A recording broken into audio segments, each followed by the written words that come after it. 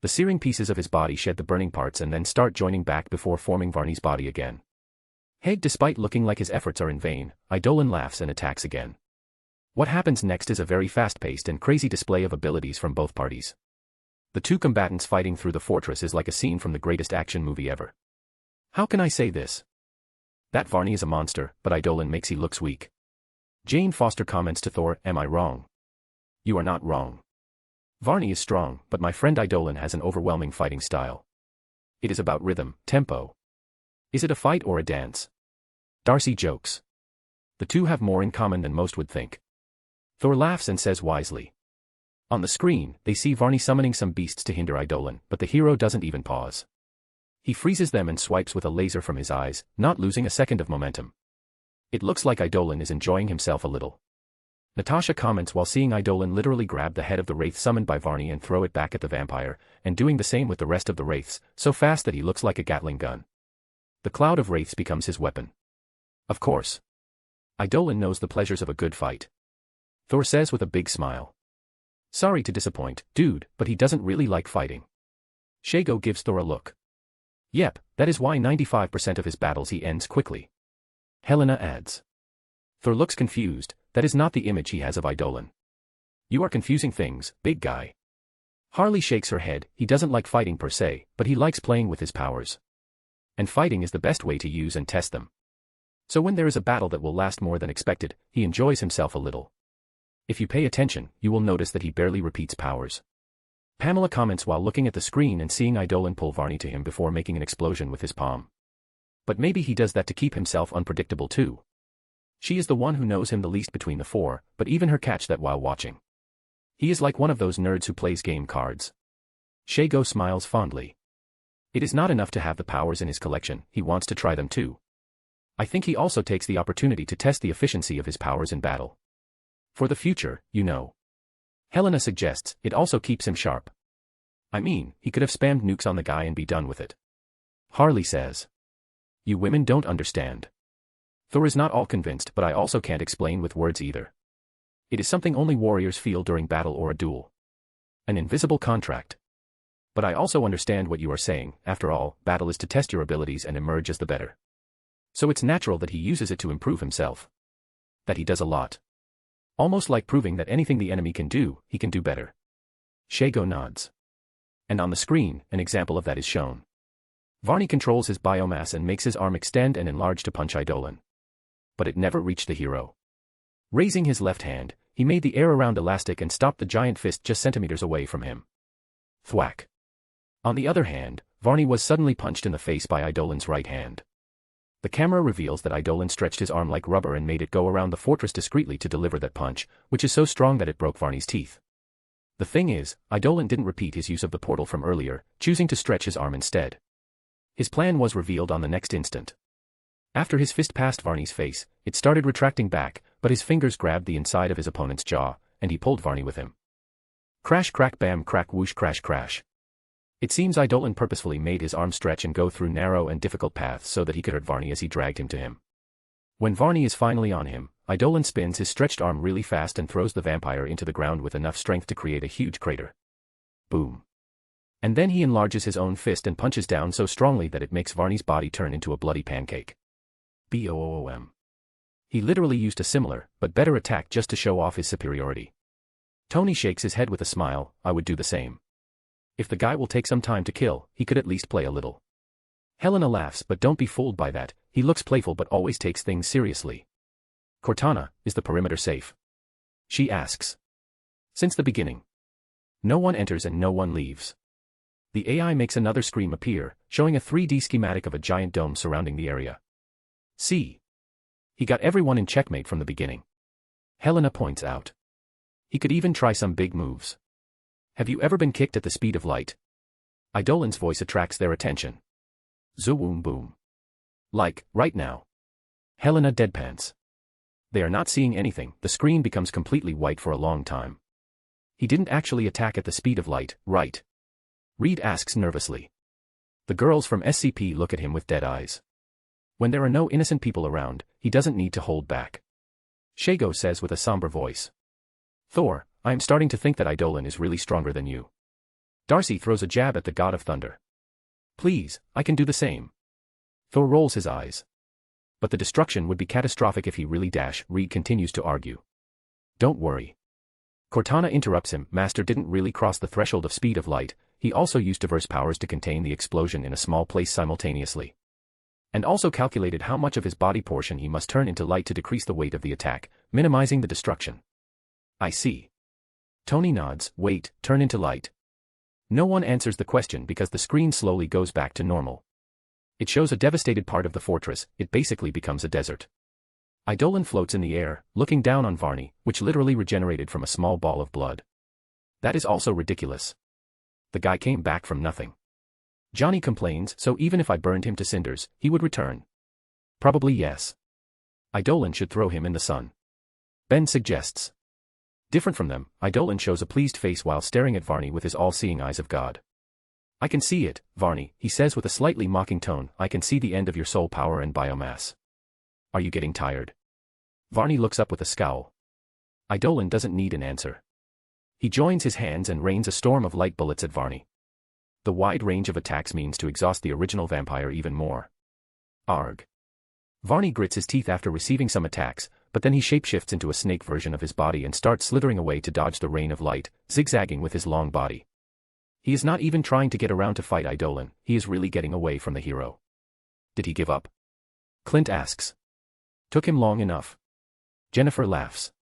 High in the air, Eidolon narrows his eyes at Varney for a second before showing an amused expression.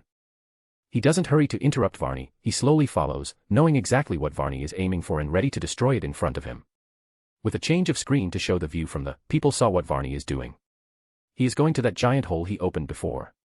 Natasha says. It is from there that he got the many bodies to reform his own. Steve remembers them. Varney's body returns to its original form, and he flies fast to the hole. I will show you what it means to be immortal, Eidolon. He shouts as he jumps inside. Eidolon laughs and raises his left hand, palm downwards. Sorry, no final form for you. Room. He made a giant dome around them so fast that most people missed it. Then he silently exchanged places with Varney. Everyone is surprised by the sudden development, but Varney is obviously the most shocked. The camera accompanied Eidolon to an incredibly dark place. The hero is nice enough to make some motes of light to illuminate him, but that is not enough. Everywhere around is as dark as it can get. But there are countless red dots deep down in the abyss, stretching till where the camera can get them. Eidolon allows himself to slowly fall to explore this dark space. He already discovered it before, and if he needed to describe it, this place under the fortress looks like the tomb where Merim and Netero fought in Hunter x Hunter. It is ample and very wide, with huge pillars supporting it. It goes very deep too, it is below the dungeons of the fortress. Roughly 110 million ghouls, thralls, and lower-level vampires are crammed here. No consciousness, it seems, only puppets. Eidolon comments. His words surprise the watchers. Wait, so those red dots? Eyes. Eidolon answers, and he starts illuminating the place a little with his body. This is how he would do his little vampire apocalypse plan. It seems I forced him to use them in a fusion, good thing I stopped him, it would become even more bothersome. This is more than the population of some big countries. Janet is horrified. If this much was released, in one night, Europe would fall. Steve says, worried. So the world is just at the brink of ending if this guy decides to release those monsters. The world is always on the brink of ending. Eidolon answers while he continues to fall. The thralls, or noticed him, are ordered to attack. All red eyes locked on Eidolon eerily before they move like a swarm. But it will not end, do you know why? Eidolon joins hands, not like a prayer, but one horizontally and the other vertically to encroach on each other. Because I am here. When he slowly starts separating his hands, an even brighter light is emitted from between his fingers, surprisingly revealing a small sun. To say that the jaw of the people watching hit the floor would be the understatement of the century. Eidolon is using the powers of the father of Full Metal Alchemist to create a miniature sun, and many other powers to keep it under control. He is even throwing Hammond on it, just in case there is some magical law that makes the sun of this universe affect vampires and not an artificial one. The sun grows the more Eidolon's hands move away from it, the whole place getting brighter and brighter, finally revealing how packed it is. But then all the monsters jumping on him start burning. When it finally reached the size of a beach ball, Eidolon let it go, and this small sun floats. It passively started burning every monster down there. But it is taking too long, and Varney is outside banging on the barrier I created. Eidolon comments offhandedly, it will be messy, but let's be done with that. He points two fingers down, and the sun suddenly drops like a meteor on the ground. Fwoosh boombzzzt. The screens became fully white again, and the sound was so loud that the audio was cut. Luckily, Cortana is a good cameraman, and she prepared some cameras far away.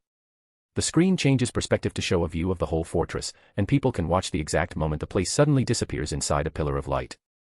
Not only that, the whole mountain range trembles, the earth moving up and down like waves, and giant cracks appearing all over the place. They are dozens of kilometers long and many meters wide. From them, light also starts escaping, illuminating the area so much that it even looks like day has already come. Thor. Darcy turns to Thor with a consoling face. Yeah. Eidolon is stronger than you, buddy. I can also do that.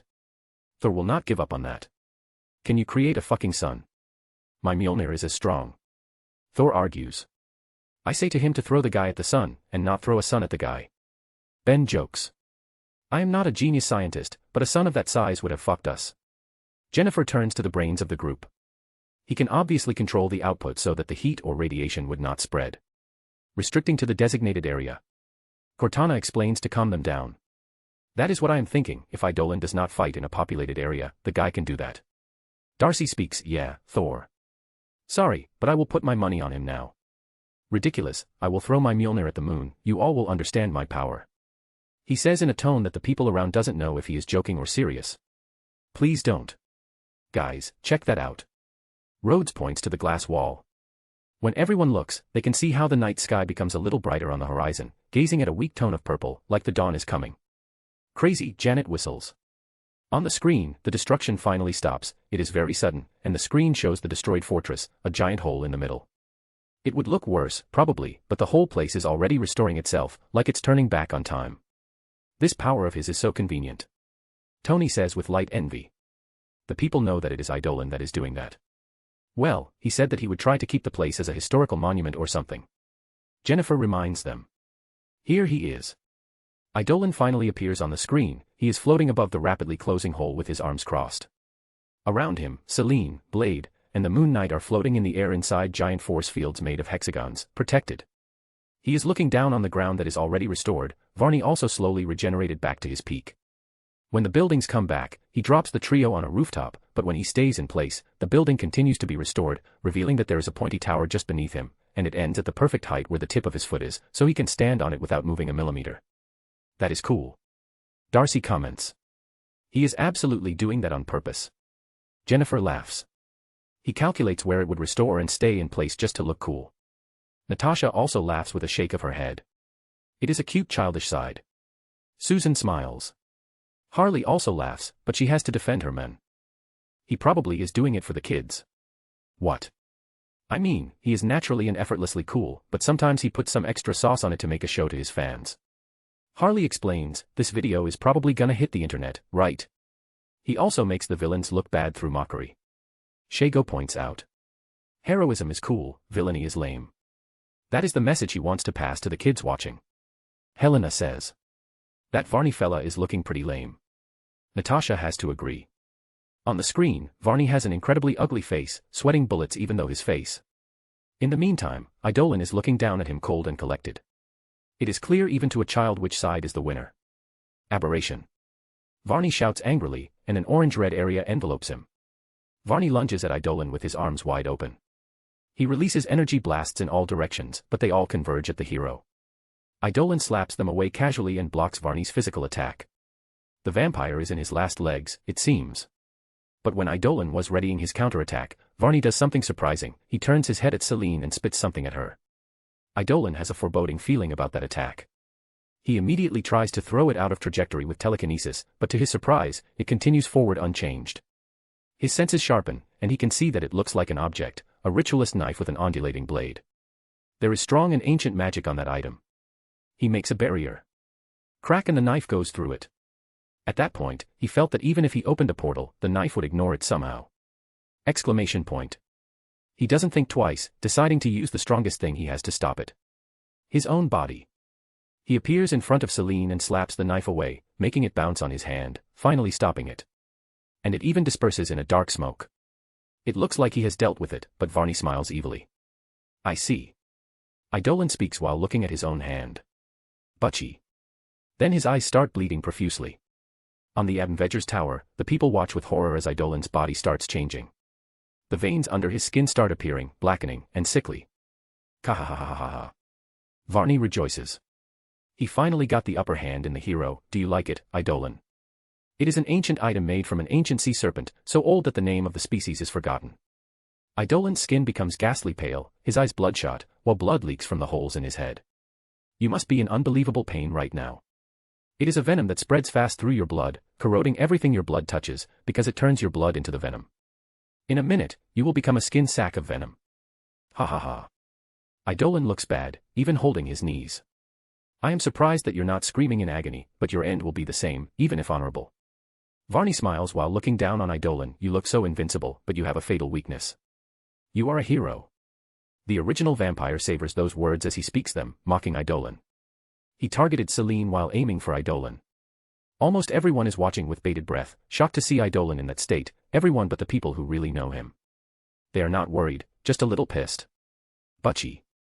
Suddenly, a lot of blood burst out from Eidolon, so suddenly that the people watching jumped in flight, some women screaming in terror, not daring to think what happened to the hero. Ah, stop with hysteria. Shago admonishes them with annoyance, as if he is gonna die to that. Geez, she huffs in the end. Her words and the fact that she doesn't look worried, made even the people who turned their gaze away look back at the screen. Eidolon is still covered in disgusting blood, his body very thin, but he is still standing. Always nice to find something where I can improve. His voice cuts Varney's laugh, and Eidolon slowly starts to straighten himself. The camera angle shows the muscles on his back and triceps growing as he goes back to his peak muscled form, replenishing his blood, while the discarded blood around him evaporates. What? Varney mouth drops. That venom is new, but now I am immune to it, too. Thanks for the free sample. Even under the mask is possible to see that he is smiling widely. You. How did you survive? I just switched the blood in my whole body. I have a power that does that. It can even change the blood type. Eidolon is nice enough to explain. Didn't you say that it targets my blood? Easy to solve then. What he didn't say is that he only suffered that much because he was letting his Sky Poison Pearl understand the poison. As an item bound to a specific universe and its rules, the Sky Poison Pearl's absolute power only really works in the Against the Gods universe. It can cure every poison and venom registered in its database. After all, it was an item born with the universe itself. Now, outside of its home universe, it can still cure weak and even similar poisons found there, but strong ones it needs some time. Especially if it is magical, born from a completely different power system. Varney's trump card is not weak by any means, and Eidolon's body is still pretty much human. The magical properties of the dagger are even strong enough to bypass his almost impermeable skin. It probably just needed contact with his aura or something, which is what Hector believes after deflecting it carefully and still getting poisoned. A sure-hit item that would not stop till it accomplished its purpose of poisoning someone. It was a one-use only, to balance it. Nice try. Eidolon gives him a thumbs up. But his tone gets colder. I don't mind using underhanded tactics against me, but I also don't like that you're targeting my cute subordinate. Eidolon pats his own chest, and a red semi-transparent ball leaves his body. Here, take the pain back. He pushes the ball at Varney. It looks slow, but the original vampire has no time to dodge. Aarg. Her immediately falls on the ground.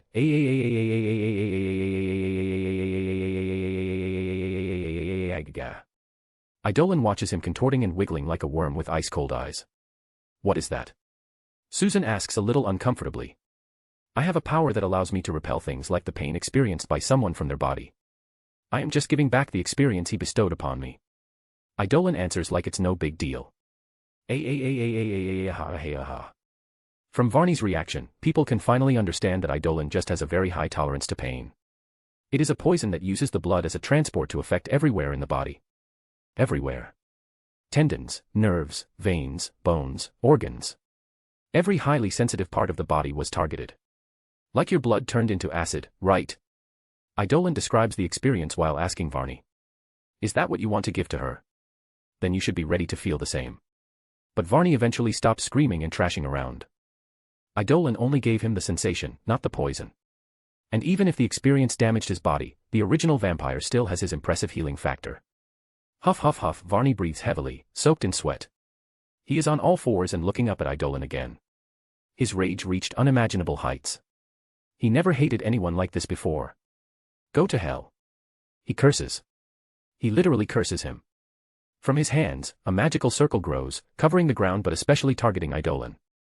It is not an attack, there is no aggression behind it, but Eidolon is suddenly bound by red chains that came from the edge of the magic circle, and even before he can react, maybe because he is recovering from the venom or because he doesn't care, he is engulfed in flames and disappears. Ha ha ha. Varney laughs again, a little weaker this time, yes. Go to hell, you bastard. I don't need to kill you, I just need to remove you from my path. Unfortunately, Varney doesn't even have the chance to enjoy the moment. He suddenly stops laughing, eyes widening before he looks behind him. A door appeared from nothing. It is a completely normal red door, with the exception that it is standing without any support. Blam. The door suddenly bursts open violently, from it blood, entrails, and body parts of things that are absolutely not human flying in all directions. It is also possible to see that the door, despite being attached to nothing, is connected to another place. It is a portal. It is unclear, but it appears dark and red from the other side. From all the dismembered body parts, one particular part attracts attention. It is a very generic-looking red demon that lost its lower half. He crawls using only his arms while leaving a big trail of blood from his waist. You. NGHH. He moans in pain, his face showing panic and despair, his hand reaching for Varney, maybe to ask for help or to tell him to run. Tap tap tap tap. Steps can be heard, and it doesn't take much time for Eidolon to walk through the door as if nothing happened. He is holding Devil Arm Nevin on his shoulder. Oh, one is still alive. His eyes landed on the demon crawling away. He then calmly walks to it and uses Nevin to smash the head of the demon like an insect, taking him out of his misery. Demons, right? Such annoying pests.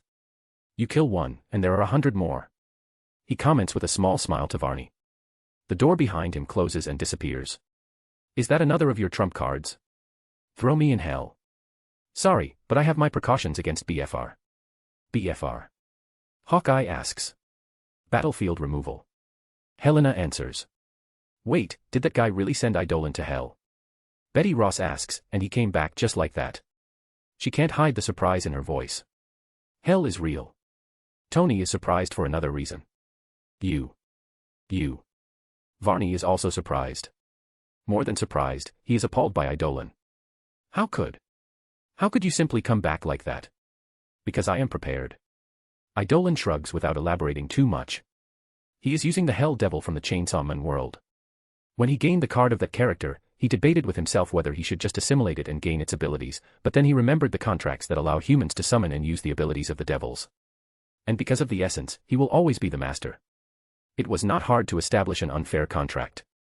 Rather than a deal, it was more like a master-slave contract, where Hector gains everything and has to give nothing. He still gives some blood to the Hell Devil, though, the creature is basically his familiar now. After establishing the contract, he obviously needs to test his ability and see if they would work here in the Marvel Universe. And yes, the Hell Devil can open doors to hell, but his limit is till the 3rd layer for some reason. Hector theorizes he needs to get familiar with the hell from here, or at least get stronger. Anyway, Varney couldn't send Eidolon too deep into hell, so he could come back this easily. And while destroying Varney's spirit even more. Prepared? Prepared? Ridiculous. Varney rages, you are the true monster here. How dare you pass yourself off as a human? Varney accuses, even pointing a trembling finger at Eidolon. Easy there, pal. You are breaking my fragile human heart. Eidolon says with faux sadness. That is what you are. Claiming to be human, but you are the farthest from that. In truth, you are making a mockery of them. Varney shouts. Eidolon tilts his head. How can someone like you even consider himself as the same species as them? Human. Don't make me laugh, to reach this level of power. I know what you must have done. It is unnatural. Preposterous. You shouldn't exist. Eidolon pauses and stares seriously, almost looking like he is really offended by Varney's word. But when he holds his chin, he speaks normally. I see where your confusion is coming from. I am human because I say so. Nothing more and nothing less. Varney was taken back, that is not how it works. Admit it, you are more like me than the people you proclaim to be part of. Eidolon sighs with a disappointed tone, a pathetic guy like you that thought abandoning your humanity would make you strong, can't criticize me. His tone is like he is admonishing a child. Your mistake, Varney, is associating humanity with weakness. Eidolon adopts a teaching tone. Yes, humans are weak, but they are more than that too. And our weakness is what pushes us forward in growth. You think relinquishing your humanity made you strong. You also gave up on the strength of humans, even though you are a gigantopithecus, but you get what I mean. It can all be lumped together. Bullshit, I only got stronger since I got rid of my mortality. Varney says, incensed. Idolin shakes his head, not by much it seems. You accomplished immortality, thinking that it was everything you even wanted, only to become obsessed with walking under the sun, something you could do before. Varney, the same things that made you call me a monster and make me look invincible. The sunlight powers, battle proficiency, magic counter, coming back from hell. All of that is acquired because I am human. I know that I am weak, that I am not perfect and immortal, so I prepared beforehand. That is what humans do in the face of the unreasonable universe, Varney. We adapt. We learn. We grow. We don't give up and become monsters. I am a metahuman with pride. Blessed with my powers, I protected the less fortunate. And I take it every seriously, so seriously that I also become something that you call a monster, but you are wrong. This urge to better myself is very much human-like. Idolin declares with conviction, the meta part made me naturally strong, but it is the human side that made me the strongest. Varney is surprised for a moment before he starts gritting his teeth, struggling with something. This is like saying that the path he took years ago, the path he walked for countless years, the path where he sacrificed so much, is wrong. He can't accept it. He simply can't. Do you have anything else to try? Idolin asks, looking larger than life from Varney's perspective. His tone shows some pity and respect. He is allowing Varney one last chance to prove him wrong. For the once human who walked into his own path, defying his fate. He can at least give the guy this much. Ayayayawayawa. Varney releases a roar to the sky and whoosh. Flies away. Idolin stares at the original vampire, escaping with a sad gaze. So you are just a prideless vermin. I wasted my breath with you. He waves his hand dismissively in Varney's direction. That is not over, Idolin. Varney shouts while flying away, I will prove you wrong. Glint. Varney, who looks over his shoulder, suddenly sees a lot of shining dots. Butchy butchy butchy butchy butchy butchy butchy butchy butchy butchy butchy butchy butchy butchy butchy butchy butchy. And without time to react, he is suddenly impaled by countless spears of light, bombarded even, so much that he jumped the stage where he became Swiss cheese and went straight to be a bunch of chunks of flesh in the air. And this is not the end. The background moves a little, and only after the camera zooms out do the people watching notice that a giant, semi-transparent representation of Idolin's body is looking down on Varney. It only shows from the waist and above, it looks naked, but the face has no features except for the fully white eyes. It is so big that it covers the whole fortress. A single dislodged eye of Varney looks at it with terror, but the godlike avatar says nothing. He just clap. Smashes him with his two hands like an insect. The attack is so strong that it created a disc-like shockwave that spread vertically, and it was sharp enough to cut through the ground and create a kilometers-wide trench. Seriously, Thor. You are not winning. Darcy deadpans. Please, the bigger they are, the bigger they fall.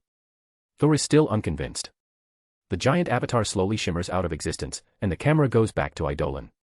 The hero is holding a small ball to his eyes. And now you are so weak that you can't even escape this containment. He mocks. Inside the ball, there is a red-orange smoke moving around, looking angry. If you haven't shown me that you can open portals to hell, I would have killed you, but then you would probably return, right? Your villains are so inconvenient. I am gonna seal you instead. This is one of those rare cases where not killing is the best solution to a dangerous villain like you. Idolin says to the ball and then puts it away. He then turns to the camera and gives a thumbs up. Victory. Everyone clapped in a deadpan tone. They are still too shocked by what this guy has done. Do they even need to celebrate such a one-sided battle? I kinda feel bad for Varney a little. Someone says. Maybe I should have told him to end this quickly. Harley shakes her head with regret, it would have been more merciful. In the end, it was when they finally discovered how ridiculously strong Idolin really is that they almost felt silly for worrying about him at certain moments. Idolin stretches his waist, and that should have been a quick trip. I ended up fighting an ancient dude and stopping an apocalypse. Just another night on the hero business. Shago raises a glass to him. Exactly, and that is a good night. I won. He laughs, a bad one it will be if I lose. I don't even want to think about it. Steve Rogers comments with a tired sigh. Nah, you need to think about it. It makes you lose sleep, and some food tasteless sometimes, but it keeps us alive. Idolin shrugs, accepting the reality of his life. So, is the party still going? It has only been 20 minutes or something. Hello there. It has been some time since I wrote a chapter so long, but I guess it is necessary to end an arc. It will not be repeated that easily. Now, allow me to give you guys some news. I posted a new story. Go check it out, it is called Average Omniversal Travel Enjoyer, and it is in the same profile.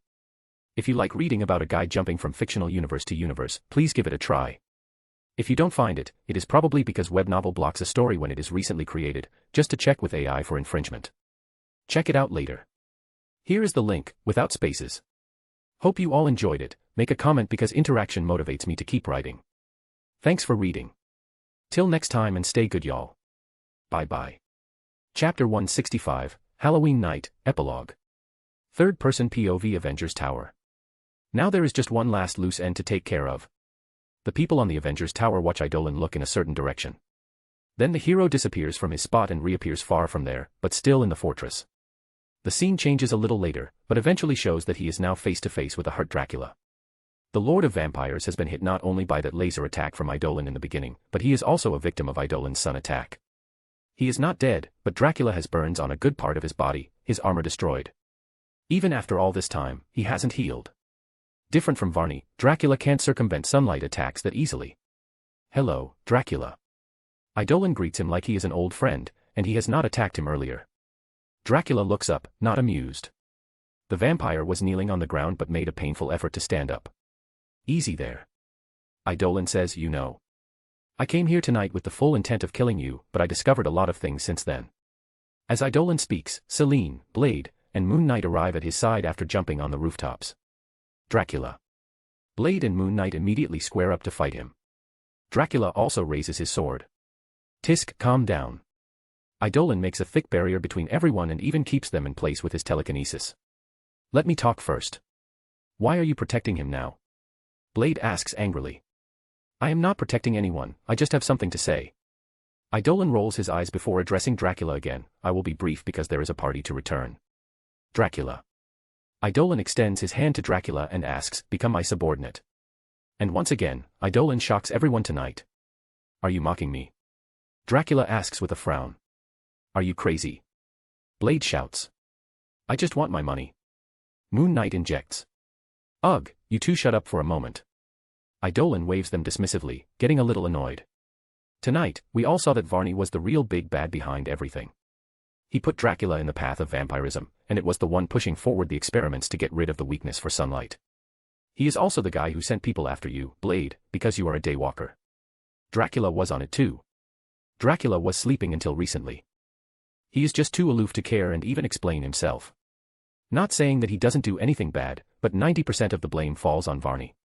Dracula is just as bad as the average vampire, and I spared most of them. Eidolon explains, Varney took advantage of Dracula's lack of care to control things from behind and used Dracula's image to keep himself hidden. Blade pauses. I don't need you to justify my actions. Dracula says with a stuffed chest. What actions? You are a glorified puppet. Eidolon turns to look at him with a condescending look. Admit, Dracula, you are manipulated by him. And tonight I want you to remember how he did that. Vlad Tepes.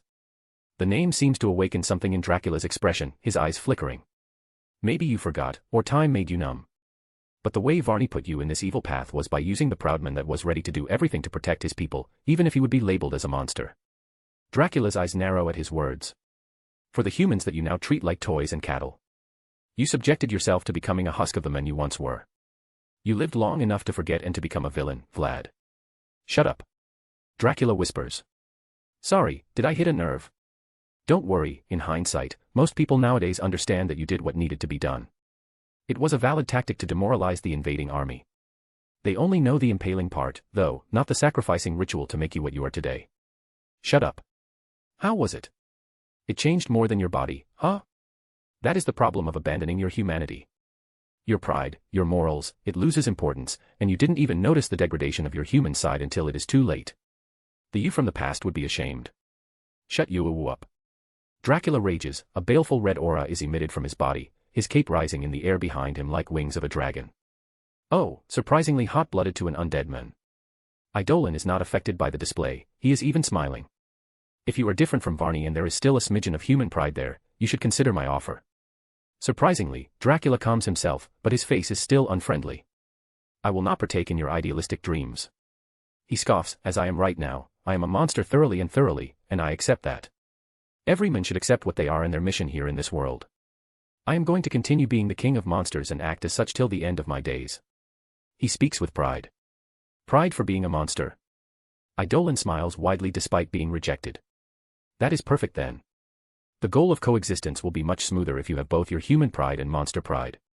Go on, take my hand and recover your human pride, Vlad Teeps. You can once again help secure the future of your people. He extends his hand to Vlad again. Eidolon is really charismatic. Jennifer says while watching what is happening on the screen. I want to take his hand at this point. Dracula shakes his head, too late to be anything more than a monster now. I already did things that can't be undone. Please, most of the people of my group are reformed villains. 3 of them I took to the party tonight. Eidolon laughs, I was also not hero material either. If we put on the balance. You know what? Forget about it. Just know that I believe in second chances, I got mine, and now I try to give people the same opportunity. Second chances. Dracula laughs mockingly. Do you go around offering them to every enemy you defeat? I am not an idiot, Dracula. Eidolon shakes his head, I will not indiscriminately give every criminal a second chance. Humans developed brains to assess the situation for what? We must observe, obtain clues, see the patterns, take conclusions. It is what I do. He activates his all-seeing eyes of God.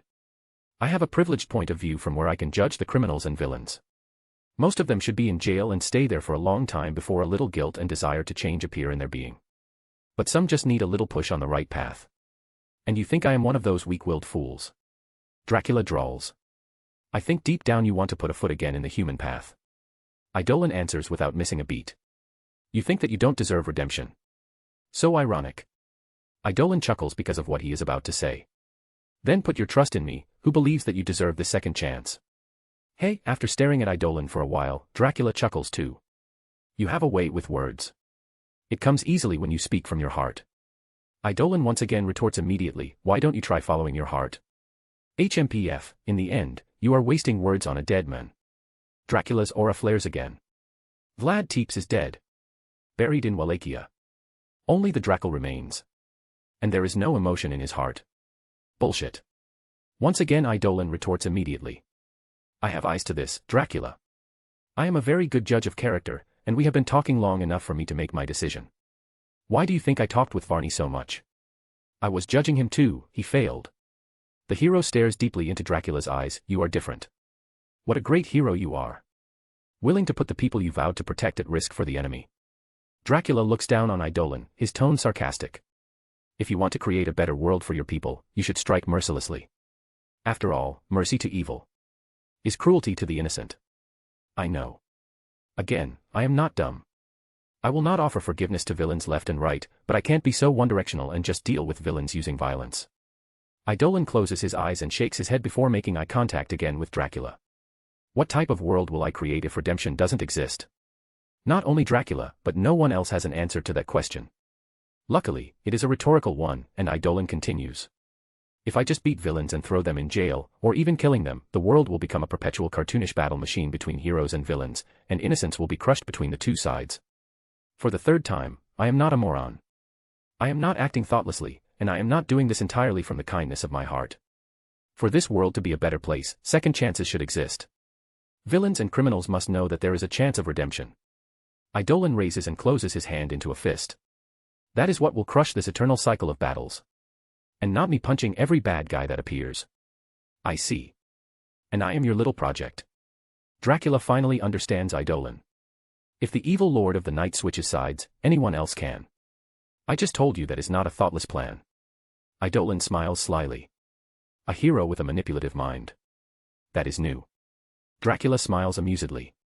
I am also not the cliché pure-hearted hero that dedicates his life to an altruistic crusade. That is Captain America and Spider-Man. Eidolon doesn't deny, I am a little more cynical. I want solutions so that the people can rest at ease, and my friends don't have to make big sacrifices forever. This is real life. Eidolon really put a lot of thought into this hero business. Jennifer comments. Of course, Shago replies with a little pride escaping from her voice. We kinda just landed on it by accident. Johnny admits. It is admirable.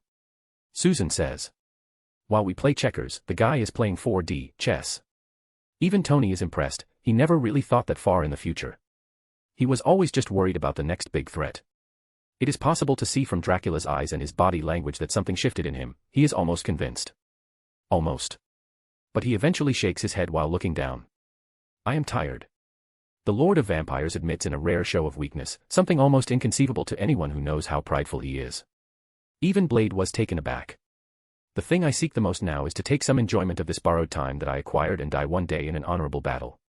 The weakness disappears as quickly as it was shown, and Dracula speaks with a strong tone again. What you seek, hero, you will not find within me.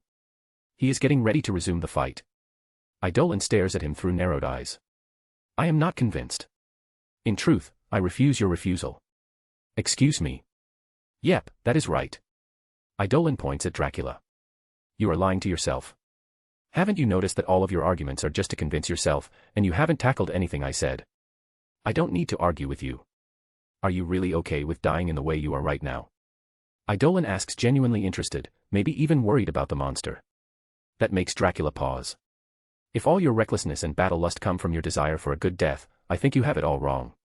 A good death is not only about the exact instant you die, but it is also about how you lived your life till that point. So I am gonna ask again, are you really okay with dying like a monster, Vlad? Eidolon takes Dracula's silence as permission to continue talking. You are alive, and when you are alive, the possibilities are infinite, Vlad. There is still time to change. Maybe you are thinking that you can't change your evil nature born of vampirism, but that is not true at all. Nature can be changed. As I said, I am not a good guy like Captain America and Spider-Man. Those guys are super cool and are effortless good, and I admire them a lot for that. Eidolon gives a self-deprecating laugh. I have dark thoughts and evil temptations that try to push me down a bad path. Like I said to Varney, every day I discuss with myself about what I am doing, voices telling me that I should be more heavy-handed to save more people, etc. But every day, I continue on the right path, winning against the dark whispers. And isn't that cool in itself? Overcoming your own evil nature through sheer effort. How you are so stubborn. But I guess it's expected. 500 years being who you are can't be reversed this easily. Eidolon facepalms. Finally gave up. Dracula asks, immovable. No.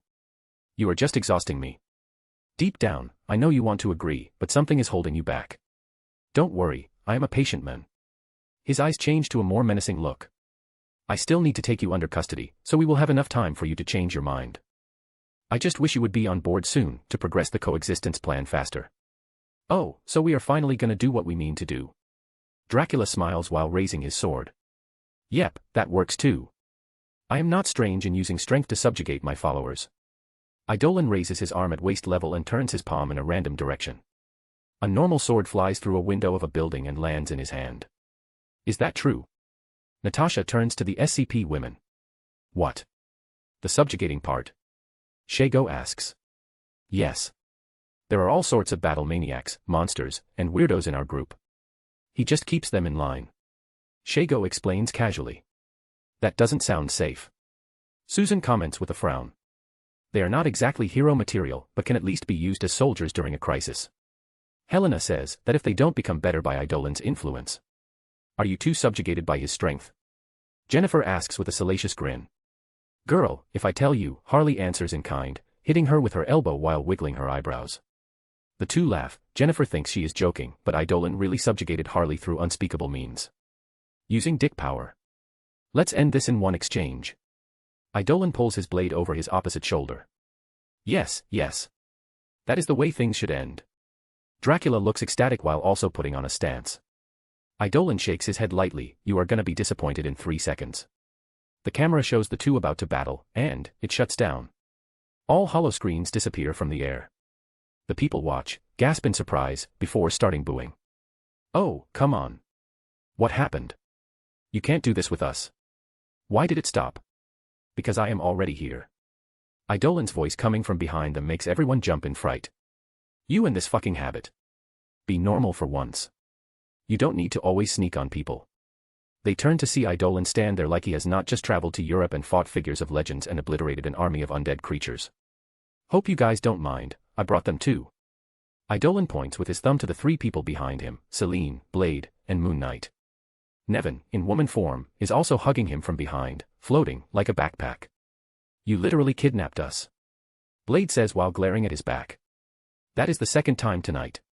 You have issues, man. Moon Knight shakes his head. What happened to Dracula?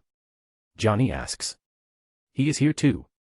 Eidolon answers and grabs something from behind his waist. It is Dracula's decapitated head.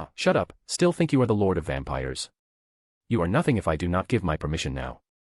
Eidolon scoffs and stops. First, I am gonna destroy this pride of yours, and then we will have another talk. Yeah, he has a big head for a defeated enemy. Harley jokes again and laughs with herself and the others. To punctuate his words, Eidolon starts bouncing Dracula's head on the floor like a basketball, the vampire's head gaining elastic properties by the use of the hero's powers. Then Eidolon shoots at the net on the other side of the room. Kobe. He scores a perfect three-pointer. A small wormhole appears beneath the net, and the head falls back on it and then on Eidolon's hand. You can't do this to me. I am Vlad Tepes, the Dracal, Lord of Dash. Dracula starts complaining, but Eidolon stops him by bringing the head very close to his face. Eidolon's eyes are wide, and his irises turn red with pin-sized pupils. I am the winner, so I can do whatever I want. Isn't that how you and your cabal of savages operated through the years? Because you are stronger than your victims, you did whatever you wanted with them. And now you are on the other side. How does it feel? His tone is deep and scary. Even Dracula is scared of the sudden shift in the calm hero. If you want to remain a monster so much, fine. Just remember that monsters don't have human rights. Eidolon continues, his voice cold like the ninth circle of hell. You are under my power now, and if you prove me wrong about you being redeemable, I will give you the end a monster deserves. The place is so silent that they could hear the wings of an owl, even the DJ pauses the song. But then, like it was an illusion, Eidolon goes back to acting friendly and smiles. But I know I am not wrong about you. You have some goodness in your heart, Vlad. He pats the vampire's head like a cat. There. With a little time, you are going to admit it. Dude. Johnny says slowly. I always forgot he can be this scary. Ben laughs nervously. He eliminated 100 million monsters in an instant, how do you forget that? Janet looks around, bewildered. I don't know, he is a cutie patootie to us. Jennifer shrugs. But I like this scary side, it is sexy. Darcy says, and not for the first time, people look to stare at her. She-Hulk sighs. At this point, I should stop pretending I don't agree. She admits, receiving some strange looks, but at the same time, some hesitant nods from the girls. Are you really serious about recruiting Dracula to your group? Jane asks. He looks high maintenance. Hawkeye points out with a joke. Nothing unusual, I have stronger and crazier people than him under control. Eidolon dismissively raises Dracula's head. We will all become friends and help humans and monsters join hands under the rainbow. Eidolon paints a very childish picture of what he is doing, but everyone is already aware that he is very serious. If he simplifies his plan, it really looks like something straight from a low-effort story to teach kids that everyone should get along with each other, but it is far from that. I still need my money. Moon Knight suddenly speaks, and if you own Dracula's now, the debt is in your hands, Eidolon. Moon Knight points at the other hero. No one owns me, MPPFH. Dracula's mouth is turned into a zipper that Eidolon closes unceremoniously. Okay, I take care of my people. How much does Dracula owe you again? Eidolon turns to Moon Knight. You don't know. He is not even asking. The amount doesn't matter, but a guy has to live by a code. He owes me. Moon Knight says with resolution. MPPF. MPPF. Dracula seems to protest angrily, but Eidolon ignores him. Does a gold bar pay? Eidolon pulls one from his inventory. Probably yes, I would guess a little lower, though. How much lower? He must owe me something like $21. Take the gold bar. Eidolon finally says with a tired tone. If you insist. Moon Knight takes the bar and puts it somewhere in his cape. Steven will make good use of this. Who is Steven? Tony asks. One of his other personalities, this guy has dissociative identity disorder. Eidolon explains. Really? So interesting. Harley steps forward. How many? Are they friendly with each other? A hero with double personality, is this safe? Natasha raises her eyebrow while staring at Moon Knight. Not really, but if he steps out of the line, I will deal with him. Eidolon assures everyone. Well, now that we have the apocalyptic threat of the night solved, we can continue with the party. Tony starts calmly but shouts the last word, making the guests cheer. Everyone to the top floor. It is showtime. He walks to stand on the couch and shouts with his arms open.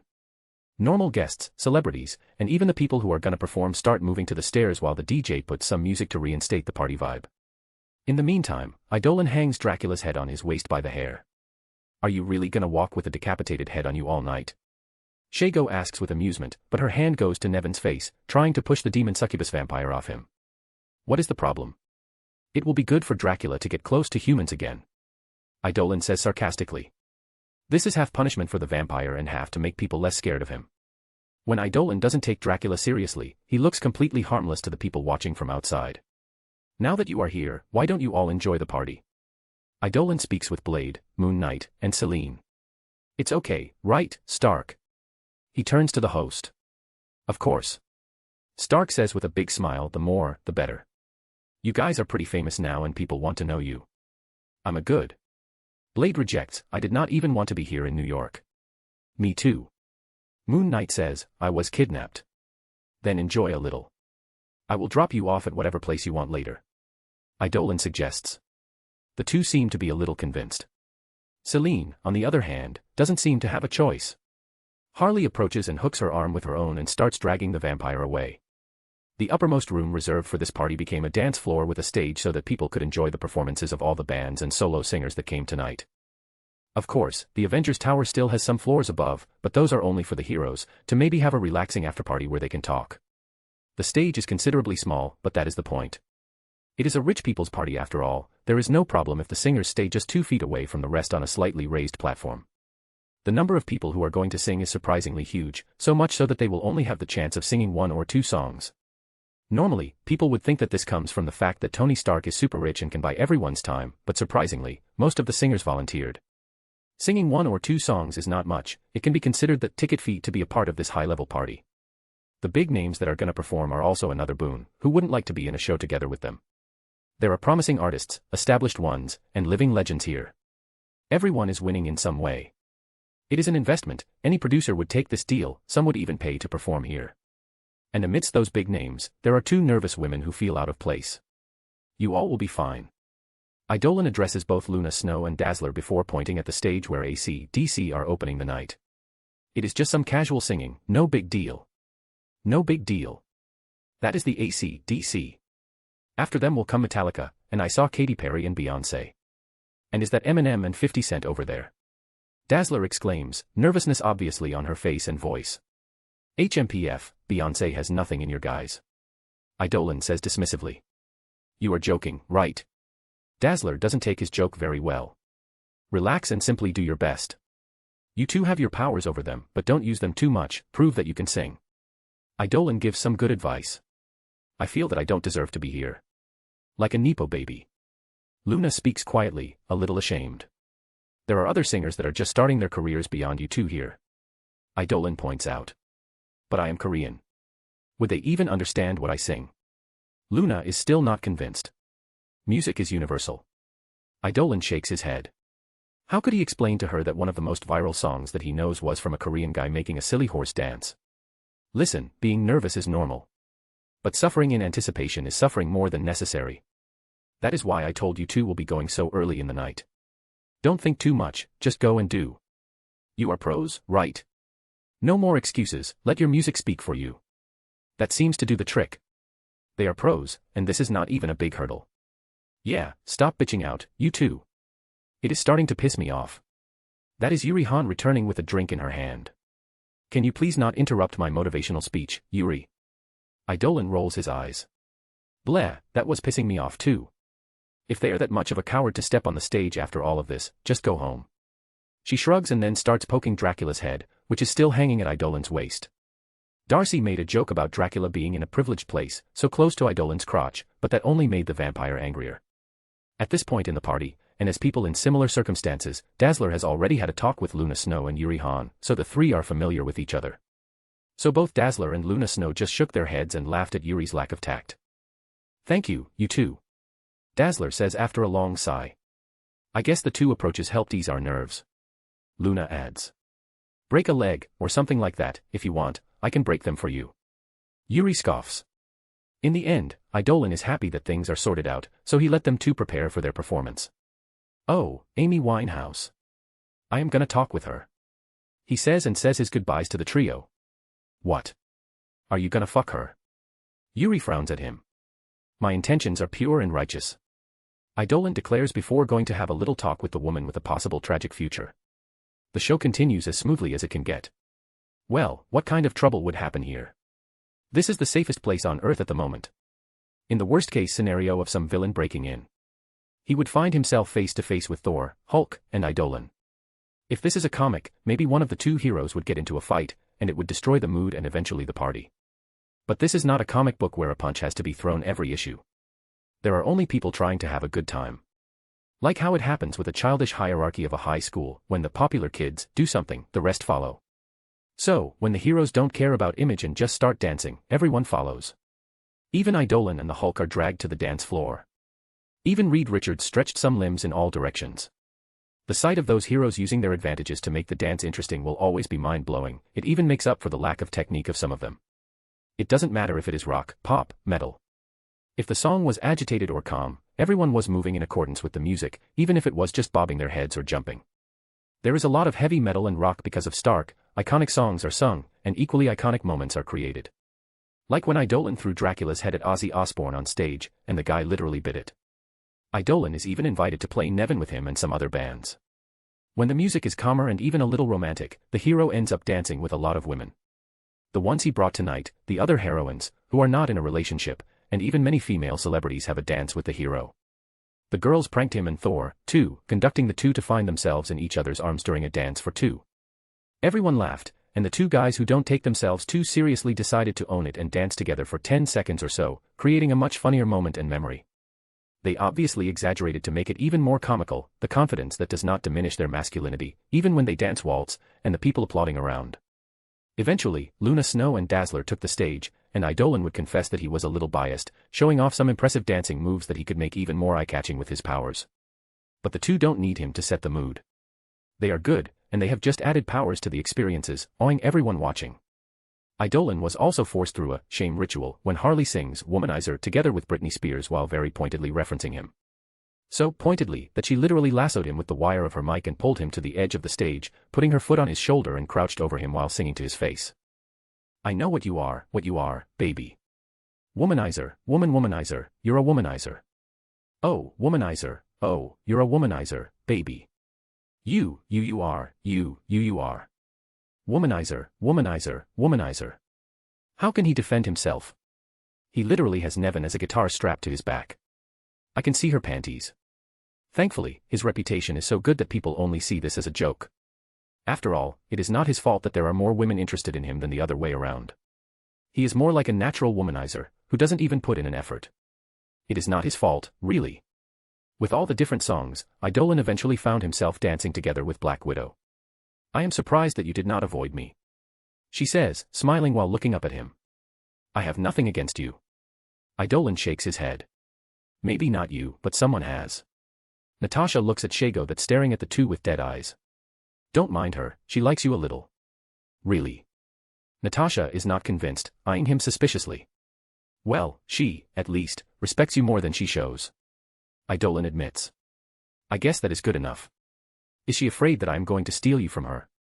Natasha provokes, running her hands on his muscles. That will never happen. Idolin's tone has no bad intention, but his words are so final that even Natasha pauses. Boo, am I that ugly in your eyes? But she recovers fast and bats her eyelashes at him. Don't even start. He rolls his eyes in response. Instead of selling yourself as a seductress bimbo, why don't we have a more intelligent talk? Natasha's eyes immediately sharpened. About what exactly? The Black Widow appears on her face. Coming here in my talk with Varney make me think. I decided to take some action. He starts, still dancing casually. I hope you are not planning on taking control over the world. She jokes, but is still eyeing him carefully. That is for much later. He answers in a joking tone. The two stare deeply into each other's eyes, Black Widow trying to see deep into this joke of his. Don't worry, I just want to give you a warning. He chuckles. Don't worry, and a warning coming from you in the same phrase. She scoffs, it is almost an antithesis. Eidolon chuckles again. I just want you to send a message to Fury. What is it? Well, remember months ago when I started saving people victims of human trafficking rings, what they do to humans, and all other kinds of evil? Yes. In TV all warned everyone behind this that I would be coming from them eventually.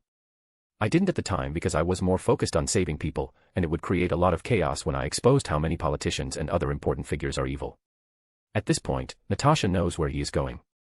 I am gonna act soon, Black Widow. Eidolon whispers at her, his eyes fully serious. I am gonna capture all of them and expose how evil they are to the world. Including the many celebrities right here in this party. That will be pretty big. I don't care. They have been silent since I appeared, but they still have to pay for their crimes. Eidolon says, S.H.I.E.L.D. may not have done anything because you just care about supernatural threats and because of the chaos, but you can't say to me that you are unaware. It is not that simple, not even we know how deep it goes. She sighs. It goes very deep.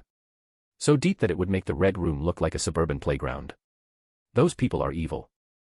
The scum of humanity. So evil that I almost became a villain, and I am not even joking. Gulp. I do not care if it is a president or a random childcare employee. Everyone involved has to go. Eidolon declares, and if S.H.I.E.L.D. doesn't want to look like incompetent fools like last time I fought organized crime, Fury must make a decision on how he will act. I will talk with him. She nods seriously.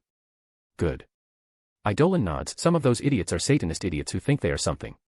Most of them are just evil and dumb, no demon is involved, it's all on them.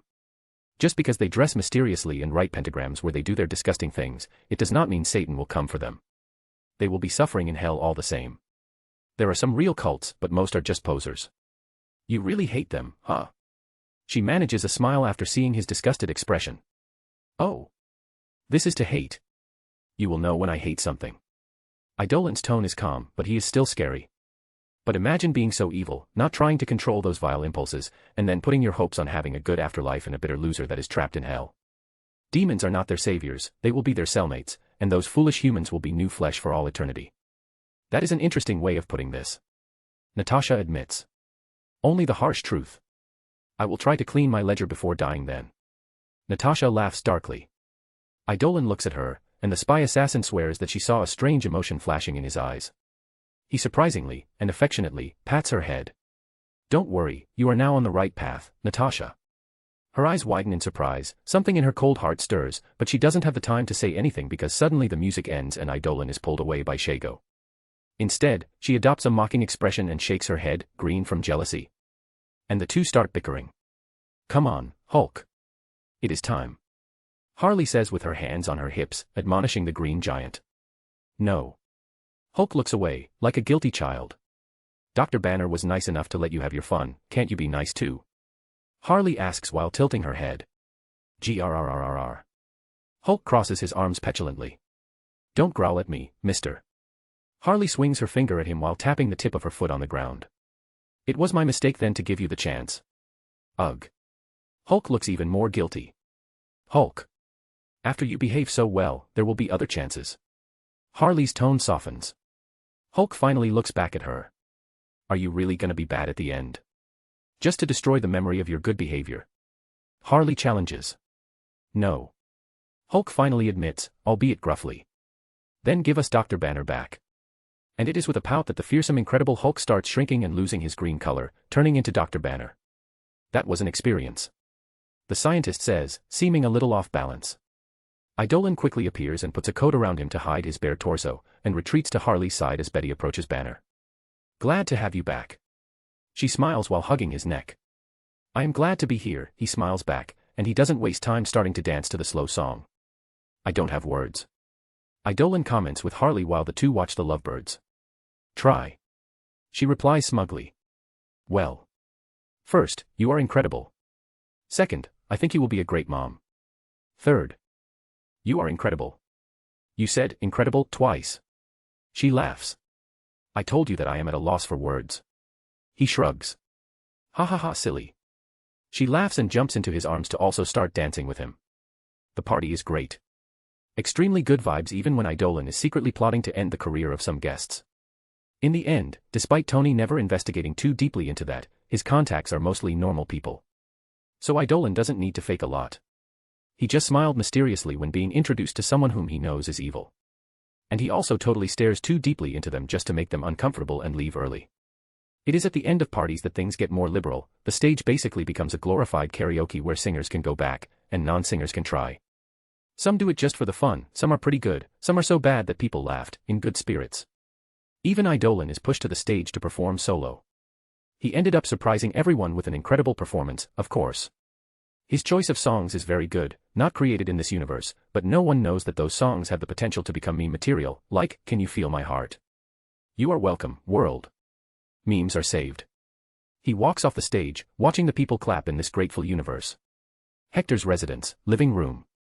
My social battery is empty. Not only empty, but it is in debt. Idolin says after him and the girls return home, I will need to go into seclusion for months to recover. He already dropped off Blade, Celine, and Moon Knight in the places of their choice. And even put Dracula in a cell. Tony offered them to stay, but what is the point when he can teleport? He even transported other people who wanted to go home, like Steve Rogers and Peggy. Oh, are you tired, old man? Shago mocks, throwing her witch hat away. Harley, Helena, and Pamela do the same with the extra accessories of their costumes. Yep, I just want the night to be over. Is that so? But I still have plans for the night. Her intentions are clear from the way she smiles and looks at him over her shoulder. And that is my cue to leave. Helena doesn't waste time walking upstairs to sleep in a soundproof room. She still plans to eat breakfast here, so there is no point in going home. Harley, on the other hand, approaches Hector like Shago. I have to say, watching you show your superiority in battle awakened something deep and primitive in my psyche. She ran her hand through his muscles. I feel the same, isn't your blood boiling too? Shago presses her body against his side while Harley does the same. I can't deny that a good battle followed by a night of lovemaking was recommended to me by a specialist. Idolin hugs the two while smiling. Thor. Harley guesses. 1,000 years of experience, can't argue against that till I have those experiences myself. Idolin says while kissing the two on their necks, making them giggle. I think that is where I go too. Pamela declares, but when she turns around, Harley grabs her wrist. Pamela sees that Harley has a big smile on her face. I am tired. Pamela declares. Don't worry, he will be doing all the fucking. Harley says with a bright smile. Hello there. Here is the link, without spaces. Patreon. com/Evans. Hope you all enjoyed it.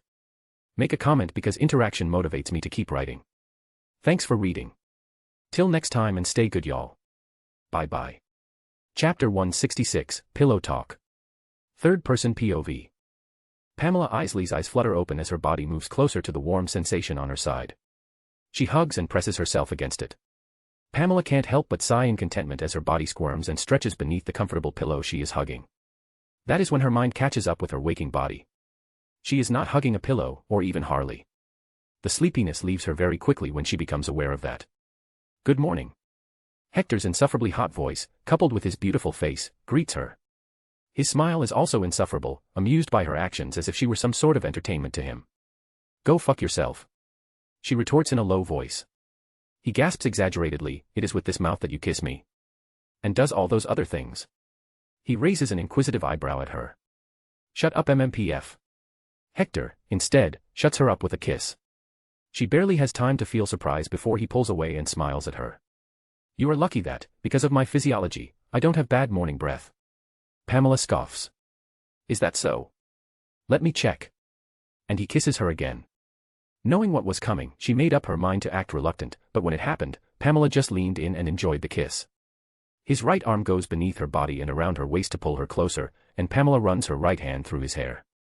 From their position, she needs to lower her head for the kiss while he needs to raise his chin. The words that came out of her mouth can mean one thing, but what her mouth does is a completely different story. She barely woke up, and her body is already getting a surge of adrenaline and excitement because of this makeout session. That is why she stopped it, so as not to get carried away and repeat what happened last night. With some effort, Pamela separated herself from him and used her arms to help her sit up. Now she has a clear vision of the state of the bed, and that just brought back memories of last night. She is at Hector's right side, a little above, with his head at her shoulder level. On the opposite side, Shago is sleeping while hugging his left side, but she is a little down, her face resting on his chest. And there is Harley, in the middle, sleeping on his stomach with a very bad posture. The blanket makes some effort in hiding everyone's modesty, but it is not that successful. They are still sleeping. She asks, mostly to shift the mood a little. Well, not to brag, but you passed out first last night, so it's only natural you would wake up early. He gives her a cocky grin. We went for a little more while you were sleeping. I did not pass out. She denies it vehemently. With the party, the drinks, and everything else. I just slept quickly. She will never admit that he tired her so much that she was sleeping the moment their last round ended. It is just that you bored me to death. Okay, if you say so. He doesn't argue, acting sure of himself. But don't feel bad about it, and this also reminds me. You need to go through the enhancements. Enhancements. Harley said a thing or two about that. Pamela is suddenly interested. It is as clear as day that Harley is now in a different physical league than her. She saw Harley bench pressing something she would expect Bane to carry with difficulty, and Harley was talking casually with her at that time. Yes, an overall drastic increase in all your stats and some powers. Hector explains. Drastic. And what kind of powers? She lies on her side again, face close to his. Below the 100-ton mark on strength, basically invincible on street level. Think that you would be able to dominate Gotham without using a single leaf. He scratches his chin. And about powers. You can choose from mine, with a few exceptions. I would suggest things that complement the abilities that you already have and your talents. But you can also choose anything you like. Harley here got one that is pretty useless. The honking breasts. Pamela said in realization, her face in full deadpan. I can't believe she chose something so useless. Exactly. Haha. Hector laughs. There are limits to how many powers your body can take, even after enhancement. The limit is not on numbers, it is based on how strong the powers are in your compatibility. So honking breasts basically took no space, so it was not a waste of a slot. So I can get 100 weak powers like this one or a super strong one. That is how it works, yes. I recommend between 5 and 7. At least one strong power, 2 moderately strong, and others that are more of support. Like some passive powers. What powers would you give me? Pamela asks for his advice, he is the specialist here. There is a list you can check later, but you absolutely must get the plant transformation and creation. Hector raises his hand, and his limb becomes brown, covered in tree bark. His fingers elongate unnaturally, and leaves start sprouting. 5 seconds later, and it does not even look like a hand, just a small tree connected to his forearm. That is intriguing. Pamela can't hide her interest. Hector can even make the small branches move. Seeing that you have plant manipulation and even some empathic-related powers with flora. Creation and transformation will complete the set. Hector makes his hand turn back to normal in an instant. Then he closes his fist, and when he opens it again, there is a rosebud there that blossoms together with the movement of his fingers opening. And after that, he absorbs the rose inside his palm like it never existed. That is incredible. She really can't hide her interest. Pamela's eyes shine like a kid who found herself in a candy store. You can create any flora. Any that you have the knowledge of. Yes, it is pretty amazing. Hector nods with a smile. Never tried with magic wands, but I tried with the heart-shaped herbs, and I could recreate them too. Not that it is perfect because they lack the blessing thing. Heart-shaped herbs. I will show you later. Hector promises, this power can even do some nasty things, like absorbing water and nutrients from people. He shows his index finger that he turned into a sharp branch, and if you are strong enough, it can even be resistant to the natural weaknesses, like fire. Really? Don't be that surprised, pineapples and durian fruits are fire-resistant. Hector shrugs, it is still a weakness, but it will not be like any thug can set you on fire with a matchstick. Or even a flamethrower. She can't even act aloof at this point. This is basically perfect for her. I don't even need other powers, only this one is enough. Don't be like that. Hector shakes his head and bops her nose, annoying her a little, treating her like a child who gave him the wrong answer. It can be your main power, but you can always get some good extras. Like what? Enlighten me, oh great genius. she says sarcastically. You said the right word. He smiles calmly, not angered, not even a bit. Wouldn't it be nice to have some sunlight power? Flashes of him destroying vampires with lasers appeared in her mind, like the ones you used last night. Maybe not that strong initially. Maybe, if your body can take it. But I was thinking more about you creating what can nurture your plants. A water-based power, too, and even earth. Water would indeed be good to protect my babies. Pamela has to agree with him. Yep, before you can create carnivorous plants that can shoot lasers from their mouths, let's make you hard to defeat first. I was not thinking of making my baby shoot lasers. She rolls her eyes. Why not? It would be super cool. He looks at her like she rejected a date, betrayed and disappointed. You are so childish. The rolls of her eyes get even more prominent, and she even huffs. But she simply wants to avoid eye contact, because the face he made was kinda cute. What is the point of that power if you are not gonna make a sunflower rain lasers on your enemies? He shakes his head, still disappointed. Winning in any way possible is enough. That is why you are just a villain, and never a supervillain. Hector doesn't stop shaking his head, he is even clicking his tongue now.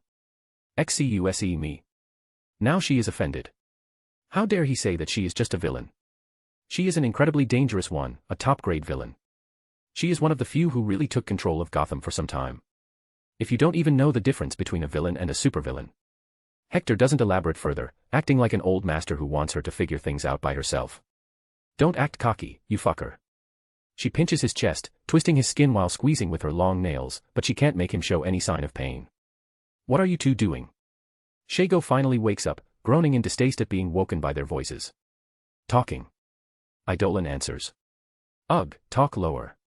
Shago pouts while hugging Hector tighter. Or shut her up with a good fuck. Oh wait, she is too loud during sex too. What? Look who is talking. You are the one shouting profanities last night. Pamela retorts with a small amount of anger and shame in her voice. Not denying that. Shago stops hugging Hector and turns her face up to stretch herself. Apparently, she is losing her sleepiness. At least I don't use cringe metaphors like you.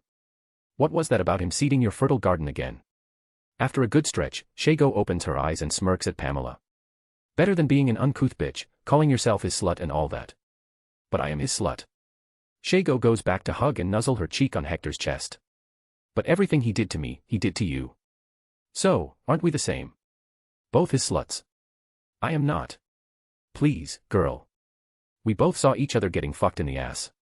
At this point, there is no reason for keeping up pretenses. Pamela loses the argument because Shago is simply too shameless. A person without shame is invincible in this kind of discussion. And against facts, there are no arguments that can hold themselves. Last night was irrefutable proof. HMPF, don't bring me down with you. Pamela finally scoffs and turns her head. Hey, she hears Shago's amused laugh, but she avoids staring at the woman. That is when Harley finally wakes up. She looks around with bleary eyes, and then she notices that she is lying on Hector's crotch. Oh. She immediately starts lowering herself, her head on the same level as his waist, her mouth opening. Don't start what we can't end now, Harley. But Hector stops her with some pats on the head. Oh, Harley pouts. Let's just cuddle till I have to go. Hector says. You are still going to work today. Shago complains. The work never ends. And I am already working in certain places. Hector explains. Fine, but you are gonna let me stack donuts on it later, and you will need to make it super big. Harley calms down and hugs his abs. Hector smirks like this. Then his dick grows so long that it touches the ceiling before going back to normal. Ha. Both Harley and Shago almost die of laughter after the sudden display. Pamela facepalms watching the two. I am surrounded by. She doesn't even know what to call them. It is like everyone's IQ drops when they are together, and she sometimes feels herself being pulled down, too. That is why she keeps her guard up. You are using clones while you are here. Pamela changes the subject to destroy the strange atmosphere. Not clones, just my other bodies. Hector replies. What difference does that make? All in the world. Hector scoffs, average clones are other MES, other bodies are being controlled by the same mind. He taps the side of his head. Autonomy then. Wouldn't it be better to just let the clones work for you? Pamela asks. Panicotta is a control freak. Harley answers that while lying on Hector's abs. She is exaggerating, but not exactly wrong. Hector admits copies shouldn't be used for complicated and important tasks. It is much better to do things on my own. Not on your own per se.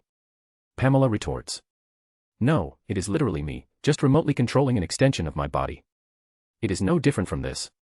He makes a demonstration by detaching his forearm and making it float around before coming back. I will be able to respond to anything happening in real time. Wouldn't it be the same to just let a clone do it? It is you, after all. Maybe, but it would be an inferior version of me, and the more it exists, living different things, the more it diverges from this Hector, he points at himself. I am starting to see your point. Pamela admits, but Harley is right, you are a control freak. Hey, he doesn't argue. The best use of this power would be in bed. Harley suddenly says. I already have a lot of powers that are great in bed, do you want to be spit roasted that badly? You can't handle two of me. Hector laughs. I can even do this.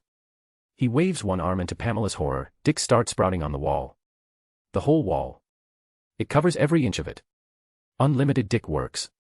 PFFFFFT. Ha ha ha ha ha ha ha ha ha. And obviously Shago and Harley laughed their ass off at the sight before the many dicks disappeared. Gross. Pamela says in disgust. Bohahaha. It was so gross that it was funny. Harley is holding her sides, and Shago is laughing so hard that her breasts are jumping. Oh. Oh. Panna Harley's eyes suddenly shoot up, and she stands up on her knees on the bed. Please. Make a dick sprout here. She turns to him and points to her naked crotch. I want to try using it on Pam. Pamela slowly facepalms, lowering her head to cover her eyes. This is very in character for Harley. Hector pauses to consider it, rubbing his chin. If for one side it would still be my penis and I would receive the feedback without any effort. From the other side, seeing a dick girl version of you is very weird. He answers with a serious tone. Are you really considering it? Pamela asks with a shocked expression. I mean, it would be on the limit of what is permissible, stretching even. Maybe in the future. He admits I have a lot of weird ways to use my powers for sex, and I already made a line that I will not cross. Falling into depravity is a real worry of mine. And Harley whines, fine then. But it would be possible to link the sensation with my body. She asks with interest. Yep, with some sharing senses powers. Hector nods. So it would be a very advanced and fancy strap-on. Shago concludes. Harley, why the fuck would you want something like that? Pamela sighs. What? Are you never curious about what it would be like to have a penis? The penis envy theory of Freud talks about dash. Fuck Freud and his fetishes. Pamela interrupts with a low growl, this deviant here is right. We should make a clear line about this stuff, especially when he has this many gross powers. Aya, come on, that would not be the first time we would do something weird. Remember the bondage with your vines. Harley challenges. Pamela's face becomes a mask while Shago mocks her. You with someone is kin KY. Okay, instead of trying to convince you now. This moment highlighted our need for communication on this issue. Harley suddenly says, much more serious and even professional, why don't we have a healthy talk about those limits now? She smiles brightly. Well. I agree. Hector nods, he likes direct conversation and honesty. Then let's start with our common denominator. Harley gestures at Hector, what is off limits, Panna? Tell me what you don't want to do. She smiles and crawls to hug his chest. Once again, he pauses to think. I thought about this briefly in the past, and there are some things that grossed me out there, and I decided that the Hector of that time would be the reference in case I fall. After all, we tend to get more degenerated with time and bored too. True, and what do you think is gross? Shago asks, also getting close to him. First of all, that distinction between multiple bodies. There is a line there that, if crossed, would make me feel cucked. He says while thinking seriously, I really need to control the other body. You guys already saw me making some extra arms to give you all attention, so it's something like that. But for now. I admit that I like the feeling of having all of your attention focused on a single body, and I can deal with multiple women. So unless an orgy of 100 or something happens, I don't think I would use even my other bodies. You like feeling like a king, huh? Shago laughs. Fair enough, you have a harem for that. Harley also finds amusement in his small display of selfishness. You are so greedy. Pamela judges. I would also not transform, neither in other people nor in animals. Hector continues. You. The three of them make disgusted faces. The best I could, the really best, would be transforming in my version of that species of alien or monster, but there are limits. Like using the Omnitrix or something. Like if you meet a monster/alien girl. Harley asks. Yeah. But I am not even sure if I would do it yet, it is just a possibility. I mean, my normal human body and normal-looking penis are enough, right? He jokes with a smug smile. More than enough. Shago also gives a salacious grin, and Harley rubs herself against him. On this page, I would also not change the shape of my penis into something gross. I don't mind enlarging or even shrinking it. He shrugs, confident. Maybe even add a little extra like bumps. But I will not make it turn into something that I wouldn't recognize. I am starting to see a pattern here. Harley points out, it really gravitates more about your sense of self and ego. I think you are right. Hector admits to thinking a little. It is not a bad thing, I just think deep down you really don't want to lose yourself among the myriad of possibilities you have. Harley adds. True. Even with all those powers, I still keep my boring appearance and do a lot of things normally. I was afraid of becoming something else, and I ended up liking being me, even with all the options. It is a little deeper than that. Hector can assimilate characters. The battle to keep his sense of self is a struggle that only he knows. You. Boring. Shago scoffs, you are ridiculously gorgeous, my love. Thank you, but this is just a better version of Hector. I didn't change my hair color or style, or even modify my height or penis size. I just let my body adapt naturally, never conducting the changes. Hector explains, and black hair and blue eyes are very common. If I were a little more immature when I got my powers, I would probably get some rare hair color and eyes. Like Eidolon. Shago smirks, her eyes saying, gotcha. Hector stares at her before hiding his face with his palms in shame. I mean. Ahem. It is just. The truth is that Eidolon is a product of childish edginess. It is that he should be very different from me and. He is cringing inside a little. It is okay, Harley pats his head, consoling him. You are allowed to have this much, and Eidolon is pretty cool. Pamela will not admit that she finds this display of humanity a little endearing on this almost perfect man. Hector coughs in his hand and tries to act normal. Ahem. I think this is all, maybe I'm forgetting, but Harley pretty much summarized it well. I don't think I am a selfish lover. As we progress, we see how it goes. I can be a little flexible too. I don't like tentacles and all that, but I can create them, and even make them be like my own dick. And if I found a lover that is too alien but has a human form, maybe it would be unfair to only ask her to look like a human. He explains seriously, I really don't want to abuse it too much and get numb to normal sex, though. I think that is the gist of it. Keeping my sense of self by really being myself and not doing anything too hardcore. At least not too much or too soon. I get what you mean. Shago nods, you also gave me the power of multiplying myself, which was originally for my dumb brothers, and I never used it in bed because I don't want to see another Shago with you. I want you to look only at this Shago. Even if I gain the memories later. She points at herself. But I feel that I can get over this mental block eventually. That is normal, it is a new power, so it is common to experience some discomfort in using it for those things. People who are born with shape-shifting or cloning powers may not care about using them to please their partners, but to us. It is a little weird. Hector explains. So it is because of that. Shago hums. Maybe it's because you didn't go through your developing stage with those powers. Dr. Harley appears to suggest. That is a good theory. Hector points at her, the development of the prefrontal cortex. Inhibitions, maturity, social behavior. Oh, it is starting to make sense. The way of seeing the world and thinking. The two have a whole conversation using only some keywords. If you two nerds are done talking, I think I am gonna take a bath. Shago jumps off the bed, not caring about her nakedness. Shouldn't we continue our talk? Harley asks. Meh, this doofus is surprisingly vanilla, and I believe he would accept if I just say no to something, and vice versa. We can discover down the line. Normal sex is still pretty amazing. Hey, I try. Hector smirks. Even the new things with your powers are a little fun, like the triple penis last night. And I also ignored the butt tower because you can elongate your tongue, but don't expect me to participate in a lot of foursomes. Shago makes it clear. That is her line.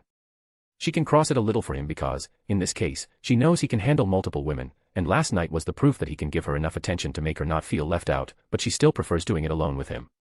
That is fine. We can always let the adventurous things be for special occasions or to fate. He smiles and stands up to give Shago a kiss. After making her feel good, he turns and says, I need to go, I have a long way ahead. Dealing with the aftermath of last night and all that. Pamela, take this tablet and see if you like any power. He makes the device appear in his hand and floats it to Pamela. Oh. Finally going through the procedure. Nice. Harley cheers, you will love it, Pam. It is like being reborn. Let me help you with the choices. Seeing that you choose honking breasts, I need to refuse your help. Pamela deadpans. They are great during mating press. Harley argues. No, they are infuriating. Pamela shots back. Honk honk. Xavier Mansion. Last night was very eventful. I have been on the internet all night to catch up with everything. Kitty comments to the group of X-Men while she lies on one of the couches in the TV room. You are just fucking lazy. Ileana says mercilessly while sitting on the armrest of the couch, watching the big TV showing some news of last night, especially Idolin's fight. Ileana. Pyotr admonishes her for saying a bad word, but the blonde girl only sticks out the tip of her tongue while keeping her eyes on the screen. On the screen, a heated discussion is happening about what Idolin talked with both Varney and Dracula. The X-Men looked on other channels for a more interesting show about the fight, but most of them censored the fight because it was too bloody. So they settled on the discussion, something that also matters to them, as metas and heroes. They wanted to see the public opinion about this matter. Those cowards, show us the fight. Ileana rages in her Russian accent after seeing they skip the part when Idolin delivers a palm strike on Varney, and the back of the vampire explodes because of the sunlight leaving the body. Don't worry girl, it is all over the internet already. Kitty smiles. That was fast. Jubilee says. People online work fast, there are already edits. Kitty laughs, I am gonna send all the clips to the group chat.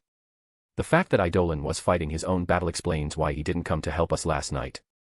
Kurt understand. He sent that Raven girl. Spike says, too bad I couldn't even get her number. His shoulders sag. He must have thought we could deal with that.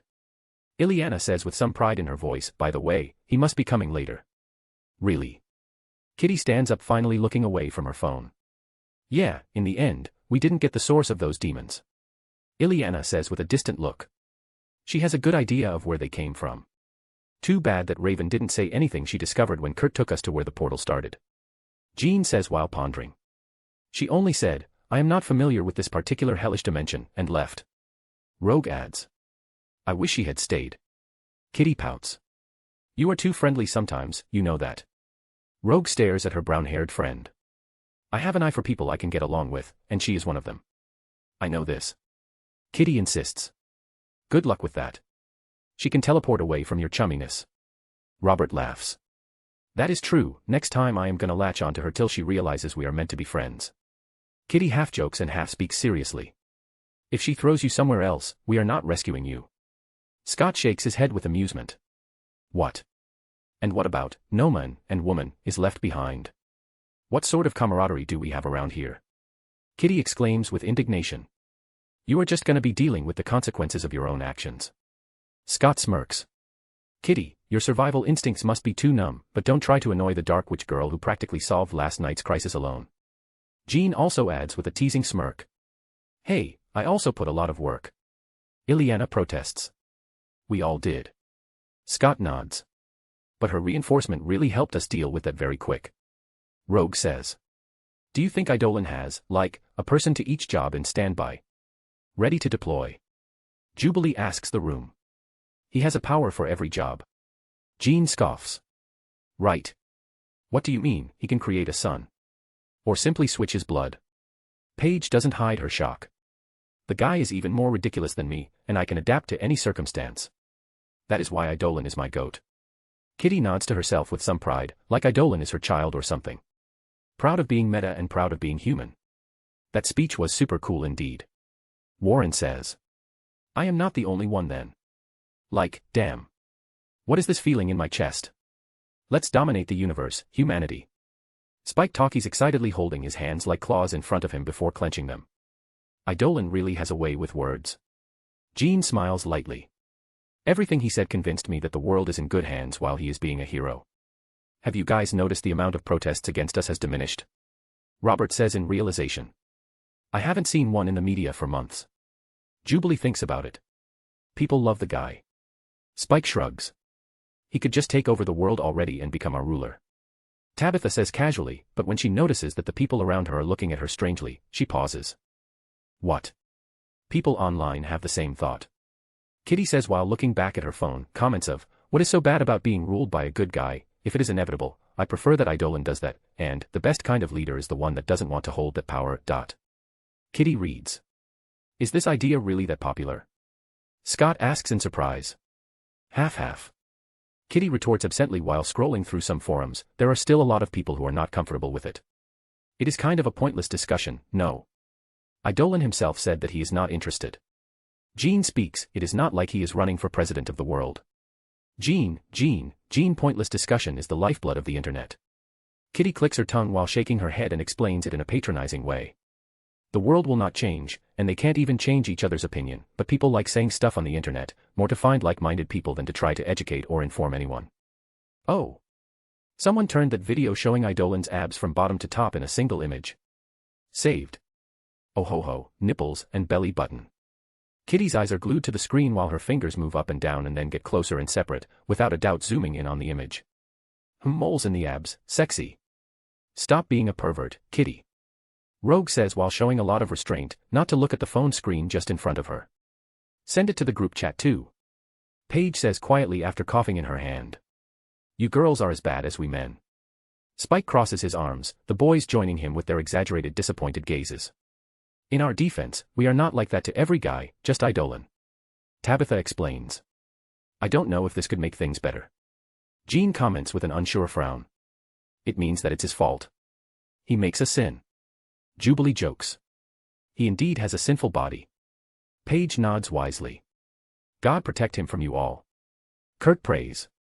It is at that moment that they hear a sonic boom outside, the old announcement that Eidolon arrived. Why don't you say that to him? Jubilee provokes while everyone stands up. Ileana is already teleporting outside. Why doesn't he just enter? Like, teleporting inside. Robert asks we wouldn't mind, Kerr does this all the time. I asked that once, and he just said is to not to feed a bad habit. Kitty shrugs as they arrive at the door and opens it. She immediately smiles and says to the hero. Eidolon.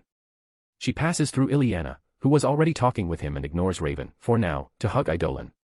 I saw your fight. Super cool. You should make an anime of your adventures outside the public eye or something. Hello Kitty, and that would not be a bad idea down the line. He smiles lightly while patting her back slightly. But there is the matter of my secrecy, and as much as I like being transparent, sometimes it's for the better to keep certain information from the public. How so? Well, using yesterday as an example, some people are already searching for Dracula's castle and trying to become vampires. He sighs. Puffed. Sorry, I shouldn't laugh, but damn, ahaha. She covers her mouth after she stops hugging him. Yeah. Before pulling the veil and showing everything, I think some sort of education beforehand is warranted. I will plan it better in the future, the hero says. I tried to keep things as educational as possible yesterday, but apparently, it is not enough. It was an improvisation, right? Kitty asks. He nods, not planned at all, I just rolled with it as it was a good chance to jump some steps in my coexistence plan. He explains before changing the subject, but let's talk about it later. I heard you guys had your own battle last night. Yep, it was crazy. At this point, the rest of the X-Men catch up and greet the hero, too. Thankfully, Raven here helped us. Hey, girl. Kitty doesn't waste time throwing herself at women clad in dark purple beside Eidolon. Hi. Raven replies dryly, not hugging back, just stiffly staying there. Came here to investigate what happened last night, Eidolon. Professor Xavier appears at the front door together with Aurora. Exactly. I am sure the X-Men dealt with it perfectly, but we should discover the reason why that happened. Eidolon nods. With luck, it was just an accident or some natural vortex, but it is too coincidental that happened at their school while they are partying. The professor completes. The partying may not be the issue, Halloween is a night where magic gets stronger, and those phenomena happen. But that happened here of all places. Eidolon looks at Ileana. Maybe the space is thin because of what happened with Ileana in the past. If it is like that, I should discover ways to prevent it. I see, it makes sense. The professor closes his eyes to ponder, then by all means, do what you should do, and ask if you need our help with anything. Fine. For now, I just want to check the place. Kurt here was the first to see the invasion, right? Yeah, I can take you there. The blue teen nods. I want to go too. Kitty suddenly says. Me too. The others also nod, one after the other, all curious to know more of the incident last night. Now. So many people would only get in the way. Aurora says to them. I don't mind. It can be a little educational, and it would only be needed to use some invisibility powers to hide them. Idolin interjects, I also plan to repair the school, so I can use that as an excuse to send the people there away while I investigate. Repair the school? Why? Leave it like that for some time. Spike whines, but a great deal of his aunt made him go taut as a bow. Idolin and the rest chuckle, seeing that it will be boring, but that is a small part of hero work. He says, later, I plan to go to Monster Metropolis, and I can take you guys there if you want. Monster Metropolis? Xavier asks. Another important place to monsters, like Dracula's castle. Now with the Lord of the Vampires under my custody, I have to play some politics. Idolin sighs. The eyes of the teen shine at hearing that. A city of monsters? Really? Kitty exclaims. Vampires and werewolves. Jubilee is also excited. Is it safe? Xavier asks the pertinent question. It is very civilized. Don't worry, I will protect them. Idolin assures them, and they can also defend themselves if anyone looks for trouble. He adds afterwards, making the teens puff their chests a little. If you say so, I will trust you, Idolin. Xavier eventually relents. I imagine seeing such a place will expand their horizons. With some effort and luck, in a not-too-distant future, this kind of trip will become much more common, to everyone. Idolin says seriously. I truly hope so. Xavier nods with a small smile. A portal later, and the group arrived at a half-destroyed school.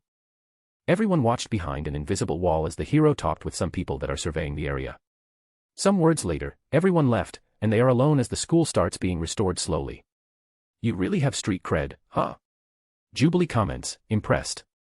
I also talked with the SHIELD agents to leave. He says when they find themselves in the corridor to the room where the portal appeared. There are agents here already? Jubilee asks in surprise. Every time something like this happens, there will always be agents. Idolin sighs, don't worry, they know to keep you guys alone. Not only does Fury have a deal with the professor, but I also talked with him. Idolin explains as he opens the door to the small abandoned room that was the source of the trouble. The X-Men fill the room and look around the completely normal place. I checked before, but nothing was written anywhere permanently.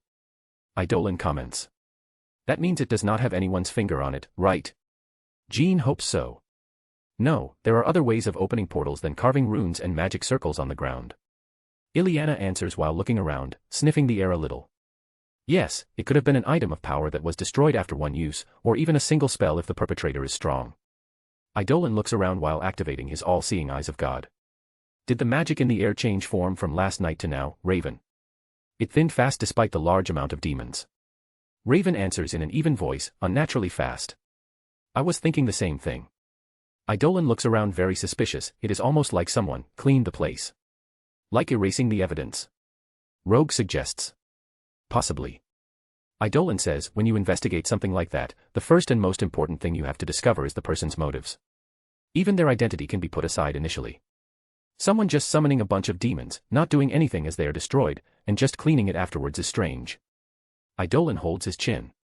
It is demonic magic, more specifically. From the limbo. Ileana completes, I can smell it, those demons. I would bet that they are part of that army of puppet demons we fought at the end, from Belasco's collection. She huffs indignantly. That guy again. Is he aiming for Ileana? The X-Men are a little worried and ready for a fight. Yeah, it is similar to them, but it is still unclear if it is Belasco. Idolin contemplates while looking around, I mean, it could be him. Maybe enough time has passed, and he recovered. Maybe he sent some demons to test you guys, just some scouts before a bigger invasion, but why is the energy so thin, like he cleaned it? He is not the type to care about that. There is still something we don't know. Maybe he is scared of you. Raven suggests. Possible, but then why use demons that are easily recognizable as his? Idolin shrugs casually without a hint of pride. It is just a possibility, after all. After saying that, Idolin starts looking further, beyond this room. In front of his eyes, blue magic circles start appearing, like a magnifying lens, so that he would miss anything. So. Idolin can see the flow of magic with his eyes or something like that. Kitty asks Raven. But Idolin is not so concentrated that he didn't hear it, so he answers that, something like that, wanna try? Ah. You can share this vision. I remember you doing it in the interview. Kitty suddenly gets excited, please, Idolin. Please. Please. Why doesn't everyone try it? Idolin smiles and turns to him. Anyone who wants to see through my eyes, raise your hand. You can help me search for clues. And everyone does that. His smile increases, and with a flick of his will, he shares a low-level version of his all-seeing eyes of God with everyone. Ooh, the awe is instant. Okay, too much. Too much. Jubilee says with her hands in front of herself, like she is blind. Too colorful. The world is gay. Robert jokes. Some adapt faster than others, looking around seriously. Kitty decided to take a selfie with her eyes. Ileana, you have horns. Paige shouts after staring at a blurry silhouette covering Ileana. So we can stare at people's inner selves. Rogue starts looking around. Everyone is now curious to see how they look. What about me? What about me? You are just Spike. Amen. It means you are a guy very sure of yourself. I think. Kurt consoles him. They see that Scott is basically a silhouette of quartz, Rogue has a black hole on her torso, and Kitty looks almost invisible. But most of them look normal when they stare at the representation of their souls. I would recommend not looking at me. Raven says with a deadpan voice. Why? When Tabitha turns to look at Raven, Eidolon stops by, creating a wall of energy in front of her. She is right. He says casually. Why can't I see anything on you, Eidolon? Kitty stares at him up and down. It is my power, I obviously know how to block it. He says with amusement. Boring. Jean, why is your heart on fire? Are you in love? Kitty asks like it's no big deal. That is something Eidolon noticed recently. In the past, he never saw any showings of the Phoenix, but since Jean started surpassing her mental blocks, some fire appears on her soul, but it is just an illusion representing her connection with the Phoenix Force and not the entity per se. In the end, they are not of much help, but that was in line with Eidolon's expectations. He is just letting them have some fun while he works. He obviously gave some instructions on what each color is and what they are seeing. Maybe the new knowledge about how the world truly is can help some of them use their powers. If Jubilee and Scott take it seriously, Eidolon is sure they can improve from the newfound knowledge alone. Below. Eidolon finally sees it. Everyone follows his eyes and also looks below. I am not seeing anything. Ileana says. Because it is much lower. Eidolon explains and then removes the all-seeing eyes of God from them, making them blink multiple times to adjust. Eidolon raises his hand, and a portal opens in front of him. It is not one of his usual dark portals, no. This one is a circular one, very open, making crystal clear what is on the other side. He did that because the other room is too small for everyone to fit comfortably and he doesn't want to mess with the crime scene. Wait here. He says and crosses the division in space, stepping on the side I see.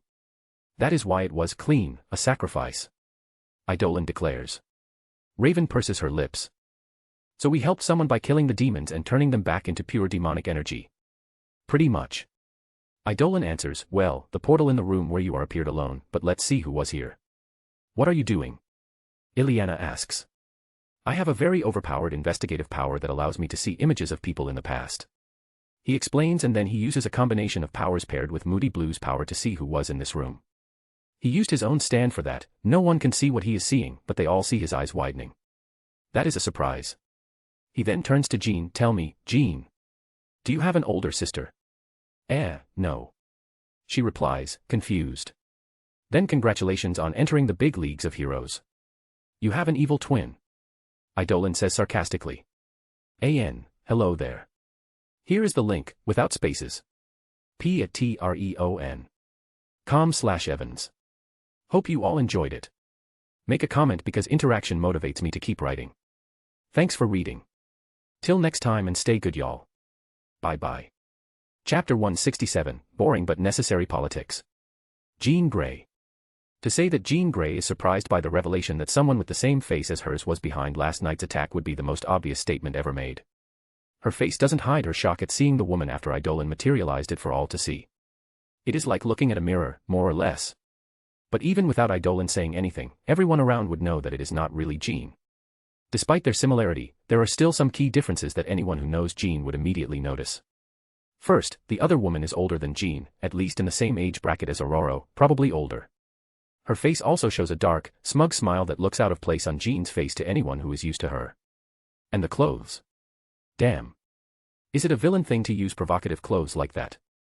Kitty says while shamelessly ogling the older Jean's body. I mean, you are absolutely rocking the dark lady aesthetic, girl, but if you go for it, try to wear something that covers at least 20% of your body.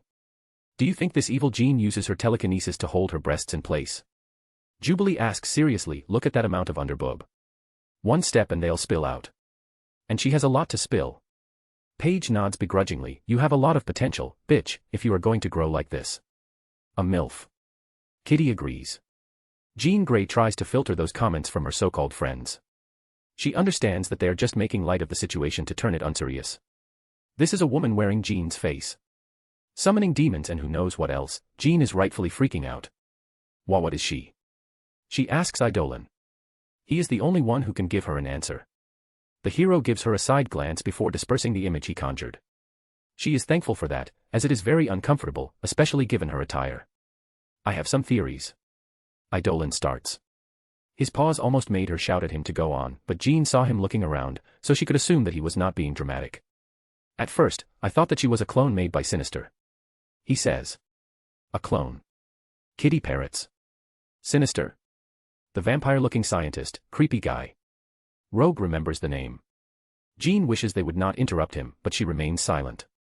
Yeah, that one. He was always very invested in powerful metas, and Jean was one of his favorite interests. Eidolon says the last words with disgust. Jean and Scott exchanged a glance. The truth about their relationship was a hard pill to swallow, not that there is much of a relationship to talk about. It was more one-sided on Scott's part, and now they know it was because Jean resisted the external influence, thanks to certain factors.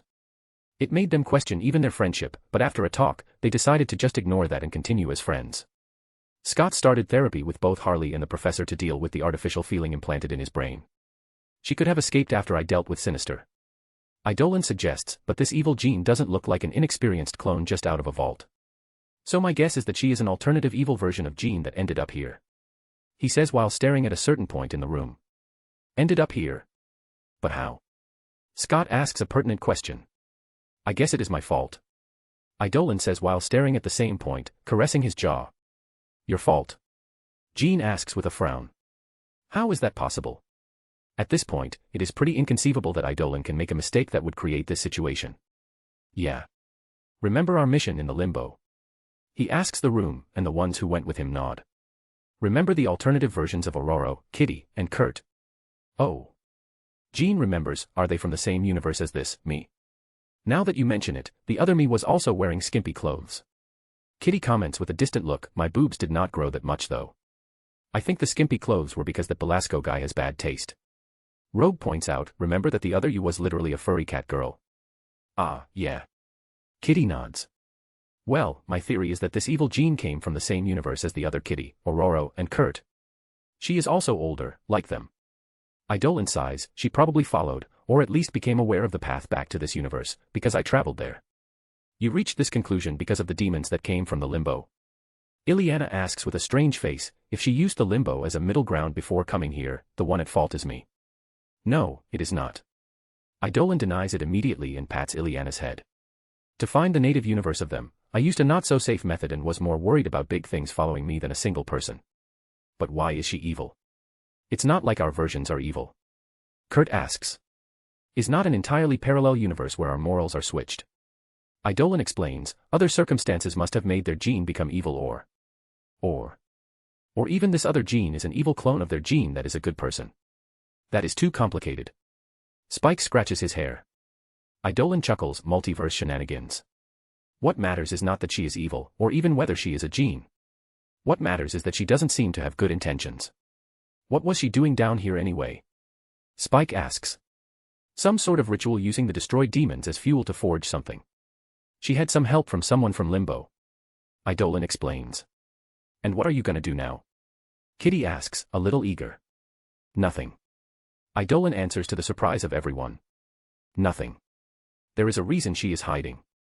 Whatever this evil Jean is planning, she is not ready for it. Eidolon speaks, seeing that she came here, it is safe to assume that she failed whatever plan she tried in her home universe. She probably came very confident, knowing that it seems we are behind in the timeline and should be weaker, unfortunately, to her. You exist here. Raven is the one who completes his words. Even without knowing the whole story and not being there to hear from other Aurora's own mouth that, there's no Eidolon in my world, she can guess this much. Yes. Eidolon nods without a hint of smugness or pride in his voice, just cold conjecture. Her own failure added to an unknown element like me must have made her cautious. And from what I saw, she came into contact with one of Belasco's people, so she must be aware of my strength. Eidolon then gives a look at Jean, and unless exceptional circumstances happen, even a fully realized Jean Grey can't defeat me. Oh ho cold. Kitty chuckles. What kind of exceptional circumstances? Scott asks. The multiverse is big, somewhere, every one of us must have gained a nigh omnipotent power at some point. Idolin talks like it's no big deal. I only know that this evil Jean here is not that strong, if not, she would not have made this flashy ritual just to risk herself being caught. She could have gone unnoticed, and now she has lost her great advantage. And you said that you will do nothing? Ileana asks while pursing her lips. Discontent is evident in her face. It is an Omega-level psych meta with magic, at least on the branches of demonology and portals. If she wants to hide, she will hide. Idolin explains to her, instead of wasting time and effort passing a thin comb in the world, she could be hiding in a pocket dimension or even in hell. By the way, the best we can do is prepare when she makes a move. He instructs Ileana like a teacher. The Russian girl doesn't sound happy, but she doesn't contest his words. Patience, Ileana. I understand that you are not a passive person, but we are on the defensive now. We got her identity and powers, so prepare for the eventual confrontation. Idolin says to his apprentice, despite saying nothing, I will increase the protection and vigilance on the Institute and even on the families of all of you. I will also go check some possible places of interest and even the limbo. Remember, always keep a cool head and do what you can. It is by overextending like that you leave yourself open for the enemy to strike. Yes. She nods eventually. Wait, our families. Realization suddenly strikes Kitty, and consequently, the others. Idolin nods gravely. She is another Jean, so she must know a lot about you all. If her life is a little similar at least. Isn't that super bad? Iceman asks, worried for his family. Jean knows that Bob didn't win the lottery ticket, given how a family would react upon discovering that their son is a meta, but he is nice enough to care whether they would get hurt. Especially because of villains. Cool heads. Idolin reminds them. No pun intended. He says with some mirth because he was speaking to Bob. The joke fell flat, though, and almost everyone is worried. With the exception of the ones without families. Idolin sighs, I know that is scary, but that is our life. If it makes you feel better, she could have shut down your brains from this distance, so maybe she doesn't have a vendetta against you all. Or has a bigger objective. I don't know if that makes me feel better at all. Tabitha speaks. Now that I think about it, an evil Jean is scary. Jubilee laughs nervously. What could Jean say? Even she has to admit that they are right to be worried. As it is right now, she can already do horrible things, imagine an older, amoral version of herself. Now that I think about it, maybe it was another mistake to bring you all here. Idolin touches his chin. Not only are you all gonna be needlessly worried, but if this evil Jean is the sneaky type, she could try to read the memories of some of you and discover that I already know about her, complicating my search. He sighs, that is why I prefer to work alone, but I guess the educational experience is more valuable than a little inconvenience to me in the long run. He mutters more to himself, the last part. I am sorry, Idolin, but I very much prefer to know that there is someone out there trying to fuck with us. Jubilee says. Yeah, sorry for making things difficult for you, but at least we will not be tricked by this other Jean. Kitty declares. The problem would exist whether we know or not, better knowing. Scott also says. Heh, I also always prefer knowing. Idolin says while looking at them carefully, this is also a good wake-up call to you guys. You all should fortify your minds. Till now, you always had the telepaths on your team, so you forgot that they are very scary when enemies. Against that, they can't argue. It is possible to resist, or at least be aware, of having your mind being tampered with. It is not something that I can help much with when you don't have any psych power to at least be a starting point. It simply takes too long to train some resistance without this kind of power. I could suggest some meditation exercises and practice with Xavier and Jean, but it's up to you if you want to invest so much time. The hero explains. Jean understands what he is talking about. The instructions he once gave her are all about her using her already existing telepathic powers to get control over her own mind, brain, and subsequently, power. To anyone without this foundation, it will be like raising a castle with the wind. That said, at this point, you all should be aware that your lives are dangerous. Idolin says with some sympathy, you have a target on your back just by existing, and even if you eventually abandon the hero business. This evil Jean is just one of the many threats out there. They will attack you, the mansion, the kids. You all should be on guard at all times from now on. Yes, it is bad, it will raise your anxiety levels, it will make you sleep badly, and your stomach will churn, but you will be alive. Don't expect one of you to die to take it seriously. Everyone shows heavy looks to Idolin's reality check. Till now, things worked well for them. It was not smooth sailing or anything of the kind, but no one was killed or even hurt permanently. They saw some horrible things, but that only made them think they were aware of the danger. There is no one more cautious around a dog than the person who has been bitten by one. Certain things you need to experience to understand. But the possibility of this evil gene reading your mind gives me the opportunity of delivering a message to her. Eidolon brows furrow as his eyes sharpen before he speaks icily. I am warning you. Don't try anything. If you went around, you must think that you know what I am capable of, but you don't know anything yet. Don't be the one to discover it firsthand, they don't end well. He threatens a possible future evil gene. After looking at each of the X-Men individually, Eidolon's eyes stop at Jean, and they have a quick telepathic conversation, just a promise to have a better and private conversation later. The hero then nods and says with a more upbeat tone, I think we are done here. Who wants to visit Monster Metropolis? Monster Metropolis. Eidolon POV Madeline Pryor, huh? I draw on all my knowledge of that character from the back of my mind as I take the X-Men on a tour above Monster Metropolis, using a huge disc I created as a platform to carry everyone. And I thought I was able to rip off that storyline from my universe by dealing with Sinister.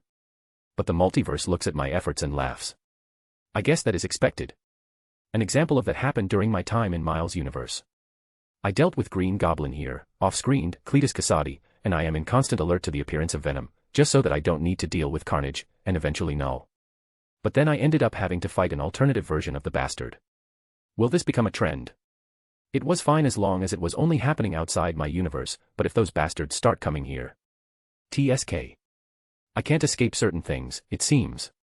I will go back and work harder on the contingency plans I set aside.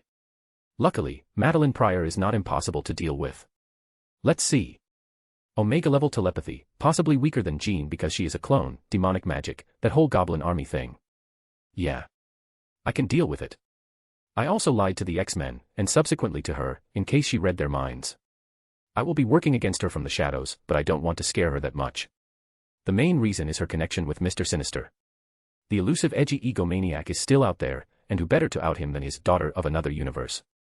If Madeline knows about his hideouts and tries to retrieve anything from them or even use them in her plans, I will be able to deal another blow to Sinister. In the meantime, I will watch over the people she can have a vendetta against and prepare to fight her power set. Yep, I will protect even Scott. Despite not liking him that much, this Scott is not to blame if she wants to kill him. Even if she was abandoned while pregnant by another Scott and all that. She is too old to try to take Jean's place, but I will not write that off as a possibility so soon. Rejuvenating herself is not that hard. Exposing her to the X-Men had some benefits, they will be on higher alert if anything weird happens around Jean. I give her a look, and she seems to feel it because she stops looking down on Monster Metropolis, and her eyes meet mine. There is no conversation because, in her eyes, the question is not something I can answer, so I just shake my head imperceptibly and turn forward again. That interaction was lost to everyone who is too enthralled admiring the strangeness of Monster Metropolis, with the exception of one person. Shago pinches my arm beneath my mantle, making me look at her so that I could see her raised eyebrow. I brought Shago this time because last time I commented that Shikla was a succubus, she said that she wants to see her with her own eyes. She is strange, at the same time that she always makes her displeasure known, she never really contests when I really make a move on someone. It is rare but I don't know, there is no pattern either. Maybe it's because Jean is a redhead, Shago is racist against gingers apparently. And anyone else who is not her. At this point, I think it's just a hobby of hers to annoy me for being, in her words, a fuckboy. I am not. Considering the amount of pussy I could get and the amount I really get, the percentage shows that I am a pretty chaste person. Check the pie chart, Shago.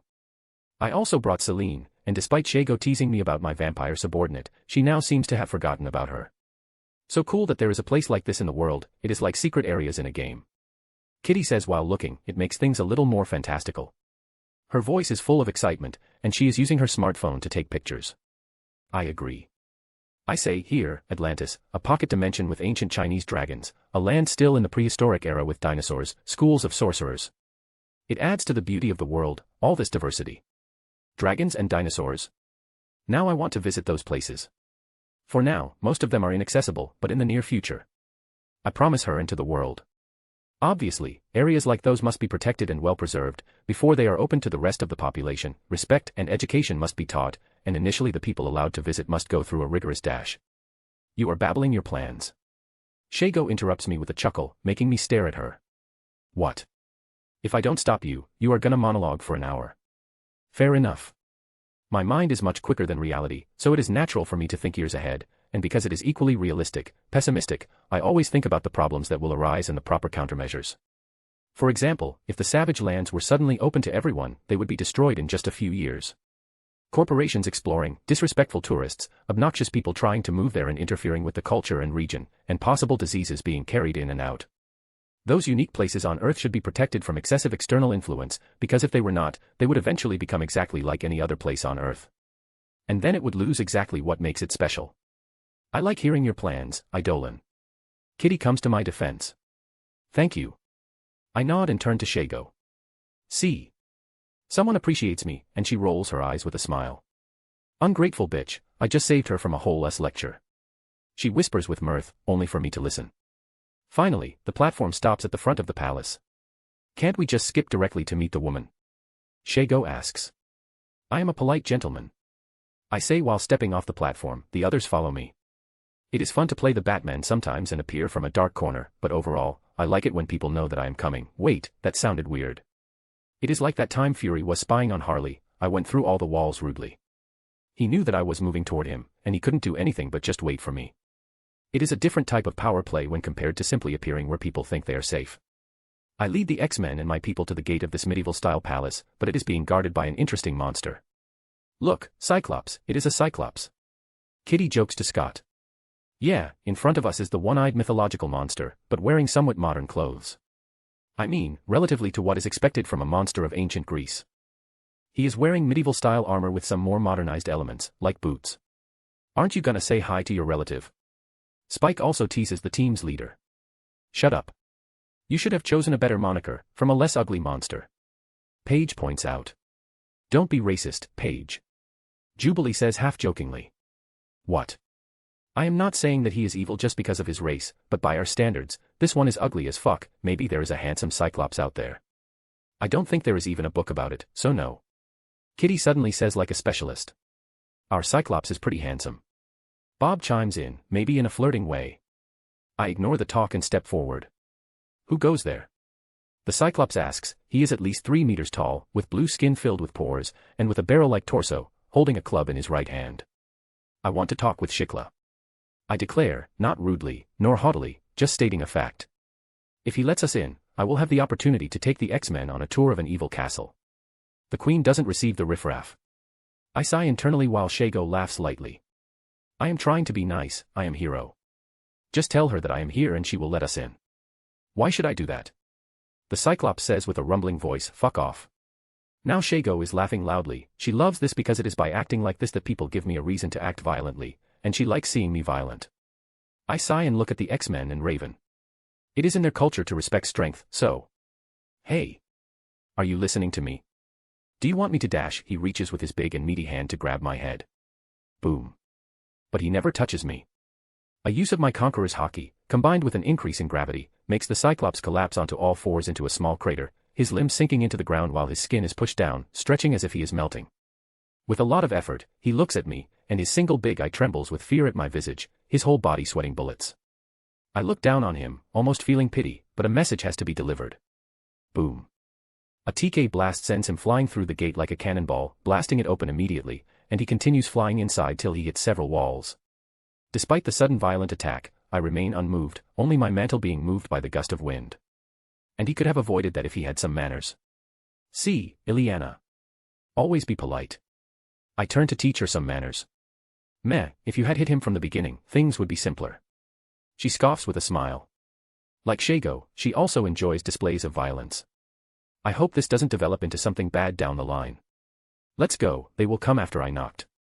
I say and start walking inside the palace. He calls that knocking. Jubilee whispers to someone beside me. The interior of Shikla's palace is very opulent and glamorous, making anyone forget that we are deep underground. Purple and gold are the main colors, of course, with the black and gray of stone.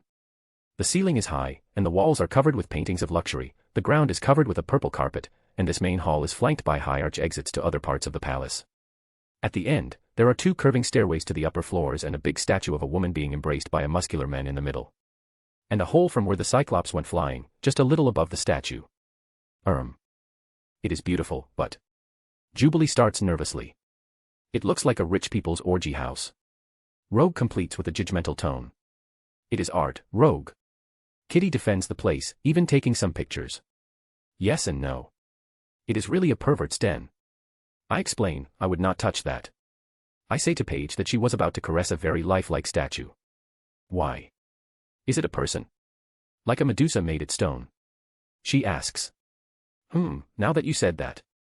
I check the statues. No, they are statues. But this is the palace of a succubus, I would not touch anything without gloves. Heck, I am not even stepping on the ground.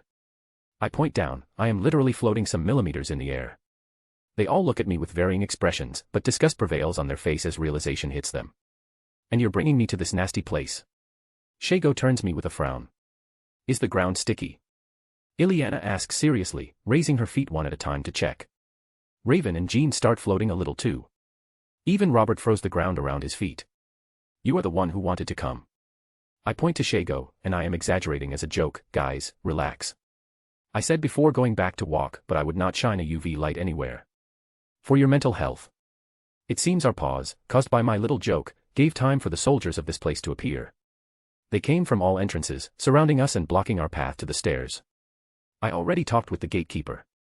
I say to all of them, some of my people snickering behind me. They are not dumb. I can see those monstrous guards looking at each other, unsure of what to do. It is okay. From here I can see that Shikla had just sat her ass on her throne to wait for me, so at any time. Allow them to pass. A purple magic circle appears, then turns into the mark of purple lipstick in the air, and after flying and slapping the statue of a woman, Shikla's voice comes from it. That happened very fast, a normal human would not have seen the magic happening, and it would only appear that she could speak through her statues. It is an interesting magic. Can she see through it, too? Maybe even all those paintings around us. I can't say that I am surprised, she is a succubus after all. I am adding voyeur to her list of fetishes. After just a second of hesitation, the monsters open a path to us and I lead my group to the stairs. Hi, Kitty waves at them as we pass. See. They can be reasoned with. I speak while we walk up the stairs. After you absolutely destroy that Cyclops. Ileana adds. They are simply more connected with the law of the jungle. They respect strength, and strength shall be used to bring them to the talking table. I say. Wouldn't that go against the principle of peaceful coexistence? Raven challenges with an emotionless voice. Peaceful coexistence, that is much later. First, we need to understand them, and they need to understand us. That means playing by their rules. Power and violence can be used to keep them in line till they understand our point of view. Then they will stop seeing us as prey. I explain. Will it work? She asks. Most monsters were once humans, so it will be easier than you think. I nod, we just need to first knock them down from their high chairs. We, people with power, should be the equalizing measure to protect the average human that is much weaker than the average monster. I say to all of them, in the beginning, it will be a little forced, but I believe it will start running smoothly after they are reminded of their humanity. You are very optimistic. Raven notes. To draft every plan, you should start optimistically, and then you let the pessimist side think the rest. I turn to Ileana. Lesson time. Why am I so willing to coexist with monsters but not with demons? I say with my torso turned backward as I walk up the stairs. All of a sudden like that. She pauses in surprise, Demons are all evil, and monsters are not. That is too simplistic to get a passing grade. I deadpan. Ah, come on. She complains. I explained it already to you, but with other words. I say. I can almost see the hamsters in the wheels of her brain running at full speed to power her mind. The truth is, Ileana is not a very, how can I say this? She is not dumb, but she is not studious. She is more of a street-smart person, learning by doing instead of reading or listening. That is why I reinforce her education with tests, examples, and visual learning. Another tip. Remember when I talked about the difference between demonic beings and demons? I finally say, while she is frowning hard, it is when I was explaining your latent demonic power. Ah. That thing about demons from hell not being really biological beings, right? They are made of miasma, sin, energy of hell, or whatever. So they are irreconcilable with flesh and blood creatures. Ileana speaks quickly after remembering it. Good enough. I nod. Demons from hell are born differently. Their way of life, how they see the world, us. Everything about them does not conform to our way of life. They can imitate us for convenience, but don't be tricked. They don't feel like us, and they don't plan to live like us. Then I remember someone, with the exception of some half-demon that can escape those shackles of creation. Not only Ileana, everyone is paying attention, but my eyes travel through their faces before settling on Raven, who is staring at me. It is not only about you, girl. But yes, you and Satana kind of prove my point. And Kurt, too. The people here know only of Kurt's lineage, so they all turn to him. So is Kurt's father a bad guy? Kitty asks. I would say yes.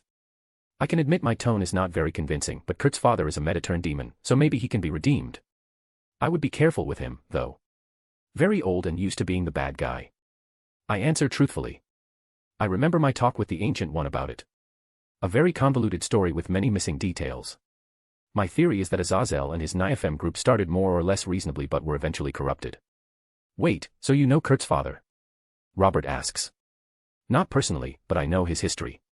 When Kurt wants to know, I can tell him. I offer again. Kurt, in the abst, refused to know.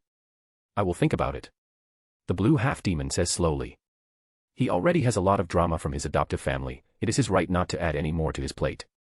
The offer will be open forever. Take your time. I say kindly. To change the subject, I continue the explanation. That is why I call demons from limbo, other place, not the limbo that is the first circle, demonic beings. They are not born spontaneously by the dimension. They are closer to us than demons from hell. More like monsters, or aliens. Ah, that is why limbo looked more like another planet than hell. Kitty suddenly says. Right. The city and how they just go with their lives. Magical aliens instead of sci-fi aliens. I nod at her observation. Being born naturally, not needing to eat anyone's soul to live or grow strong, being able to really relate with other species. That is what makes coexistence possible. Obviously, there are many things where we are different, and it will be hard, but different from demons from hell, it is possible. Now I see the light. Jubilee comments with a pensive expression. Being honest, the demons in limbo don't look that bad. Kitty remembers our trip there, made me lose my fear of demons and hell. That is hellish dimension, not hell. I point out. It is true that Varney sent you to hell, Eidolon. Angel asks with interest. A little ironic, by the way. Do you want to become a fallen? Yes. And before anyone asks, it is much worse than the limbo, even if some areas imitate civilization. There are demonic beings of adjacent dimensions, too, which makes the place a little more civilized. But true demons from there can mingle, but they never really assimilate, just waiting for an opportunity to acquire some advantage, without caring if it causes pain to others. I am starting to see the picture, even without ever going there. Eidolon is good at explaining things. I chuckle, that is good. I just need to make the rest of humanity understand the difference between monsters and the irreconcilable demons without making them lose their wariness of the evil creatures. Very hard to do, by the way. It is a thin line to walk on. Good luck. They say with some pity that everyone can imagine how hard it will be to explain to the idiots the differences between demonic beings and demons. And even worse will be those who don't want to listen. Well, not long ago, we were lumped together with demons. I laugh. That is also true. Kitty nods with some respect. Look how far we've come. That is why you are my goat. The stairs are long, and we walk on a leisured pace as I talk about some of my experiences with monsters and demons, but the end has to come at some point. The end of the stairs opens to an area with multiple paths, but the obvious choice is the one ahead with huge double purple doors, packed with drawings that the kids should not look at too closely. The double doors groan as I use my telekinesis to open them, revealing the palace's throne room. As I saw, Shikla is waiting for us, sitting leisurely on her throne, a small smile plastered on her purple lips. So this is the bitch. I hear Shago muttering beside me. We walk forward, and some monsters are around the room, eyes following us. The vast majority of them are succubi and incubi, with a werewolf, a minotaur, and a Frankenstein monster here and there. Is Frankenstein the right term for those monsters? I will ponder it later. Not even Frankenstein monsters should be right, after all, only the original can carry that name. Those stitched zombies should be called another thing. Reanimated corpses, maybe. Artificial humans.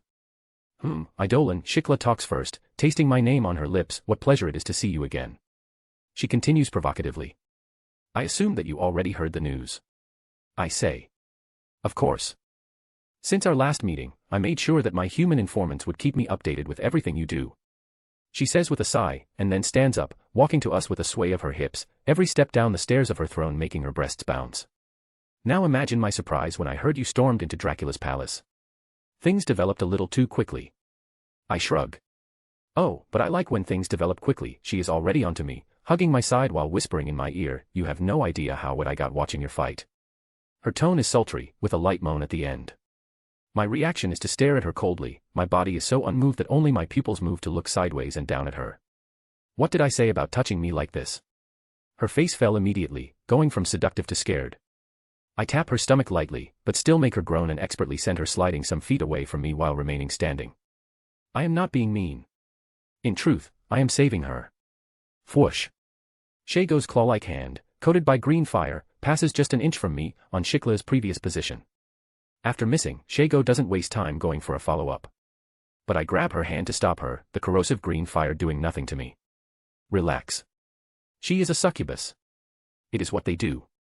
Would you get angry at a dog smelling you? I say. She is still a sentient being. Shago huffs but calls down, her fire dying out. Doesn't she have self-control? Then, like a rabid dog, you should put her down. She has, if not, she would have grabbed my crotch or done something worse. I say calmly, she would be dead though. The moment is tense, but my calm and casual tone keeps things grounded. You are so cold. Shikla pouts while rubbing her stomach, where I hit her. I admire your shamelessness, but let's keep things professional. I say in a no-nonsense tone, like I was speaking, things are developing faster than predicted. Why did you go for Dracula so soon then? She interrupts me. A little rude, but I can imagine this is a source of worry for her, because what made me go for Dracula could make me go for her next. His people tried to kill mine. I gesture to Celine, who is silently on the sidelines. Shikla gives the death dealer a look, understanding the veiled threat before nodding. By the way, those are my people and the X-Men. I introduce the group. In the future, if you see them somewhere, I will be grateful if you help, and if you attack them, I will kill you. Geez. What do you take me for? A monster. She jokes with her hands on her hips, and why would I want to attack all those fine specimens? She brings a finger to her chin and bites her lip. All those nice men and women. Why don't you all stay the night? My subordinates are very good. She was walking to Colossus, making the big guy flustered, when I stopped her. Do you want me to remove your libido? I sigh tiredly. Satana was not like this. It was because she was a soul succubus or whatever. Eidolon, don't save me. Spike shouts in outrage, making most of the boys laugh, and the women facepalm. And then you ask yourself why Eidolon is popular, and you are not. Paige comments ruthlessly. Let's keep things appropriate to kids. Pyotr says with a heavy Russian accent, pulling Elena to him, and even covering her ears. I saw worse. She removes her brother's hands from her. I am just taking them around to expand their horizons. I explain, later I would like them to do some sightseeing in the city, warn your people not to touch them. I can't guarantee that nothing will happen, but I can at least send some of my people to watch from the shadows and stop anything. Shikla nods. Thank you. Anything for you, my dear. She blows me a kiss. I almost dodged it because purple lips really flew off her mouth and popped in my mask. It was a harmless, just some light show. Shago is glaring, though. Continuing. Now that I am probably famous in the monster circle, I want you to use it to call for a meeting. A meeting? She asks, a little confused. Yeah, a meeting with every influential monster that you know around the globe. The leaders, the strong, small groups, big groups, loners, allies, and enemies. Call everyone. We will start selling the coexistence deal now. Ooh, I see. She realizes I have contacts and even good relationships with a lot of them, but I doubt even half will show up. They will use my name. After Dracula's defeat, they will, at least, try to read the winds of change that are happening. Trying to get a measure of me personally. I say confidently. I still can't see everyone coming. She shrugs. That will be their problem. Try to make most of them come. Even sell me as a boogeyman if you need. Oh, really? Haha. That can change things. She laughs before adding, but on the other hand, some will make things difficult if they know that I am working together with a human. Good, I want them to come forward now before they're too afraid of exposing themselves. You are devious. She smirks after a moment, and what are you gonna do after gathering all those people? First, we need to unify the monsters. You and Dracula's name should be enough. Did you really convince Dracula? She asks, surprised, that fella is super prideful. He is coming around. I say vaguely. The truth is, it does not matter. I really believe that Dracula can be redeemed. I was not lying at that time. But I can lie now, if Dracula is not cooperative till I need him. Well, I just need his identity. I already made a show of recruiting him, no one will find it strange if he reappears at my side. Even if it is not really him. I like this city, Shikla. Time to get her on my side now. Oh. She is suddenly surprised by the compliment, a little wary even. This city is almost what I envision for the future, almost. I open my arms. And seeing that you are the closest to my goal, I decided to support you in leading the monsters. Well, the idea is a council of all the races. But you and Dracula are to be the obviously de facto leaders. You are saying. She treads carefully. Yes, I will support you in becoming the queen of monsters, as long as you support my idea of coexistence. Oh, so this is politics. I hear Kitty whispering to someone behind me. Shush. It was Rogue. Shikla stares at me before asking, do you plan to marry Dracula and me? That is unnecessary and even a little detrimental to my plans. I answer with a shake of my head, the idea is that you and Dracula can be the two sides of the new system. Dracula will obviously be the headstrong elitist, filled with pride for being a monster, and that will try to keep things as they are, the more they can. He will obviously amass the vampires to his side. And you will be the moderate and progressist that will cater to the more diverse crowds of peaceful and weaker monsters, the ones that want things to change. Wait a minute, isn't this like the right and left in human politics? Kitty suddenly asks, and I point at her. Finally got it, huh? It is important that the two sides feel represented. It will protect your culture while assimilating with humans. I nod while sparing the people behind a look, and like with us, it's all the same thing if you dig deeper. It is not bad to have a left and right politically. The problem is when the two sides become extremist. Or when the two are basically the same. But in the end, you will be behind everything. Shikla smirks accusingly. I don't plan to intervene with your way of life. I only want peaceful coexistence. I just believe that monsters should rule monsters even when they re-enter humanity as a whole. I explain. You know that some unhappy with this will join under Dracula's banner and create trouble. She starts to warn me. Even better. But I interrupt, my eyes cold. By the way she is looking at me, I can't tell if she is scared or aroused. You are the devil. She giggles, and if I refuse to be part of this, or if I betray you, then I will seek Dracula's daughter to take your place. Lilith is more reasonable than her father, but I don't want the two sides to be led by vampires. I say, not hiding the fact that she is replaceable. It does not even need to be Lilith, I can summon subordinates. Heck, if Celine wanted. Oh, you are breaking my heart. She pouts sadly, I thought I was special. She whines. Stop playing, are you in or not? But let me warn you beforehand. I am being very upfront about my intentions, and there is no big play or manipulation, so if you betray me later. Geez, calm down. Don't stare at me like that, I will come. She rubs her thighs together.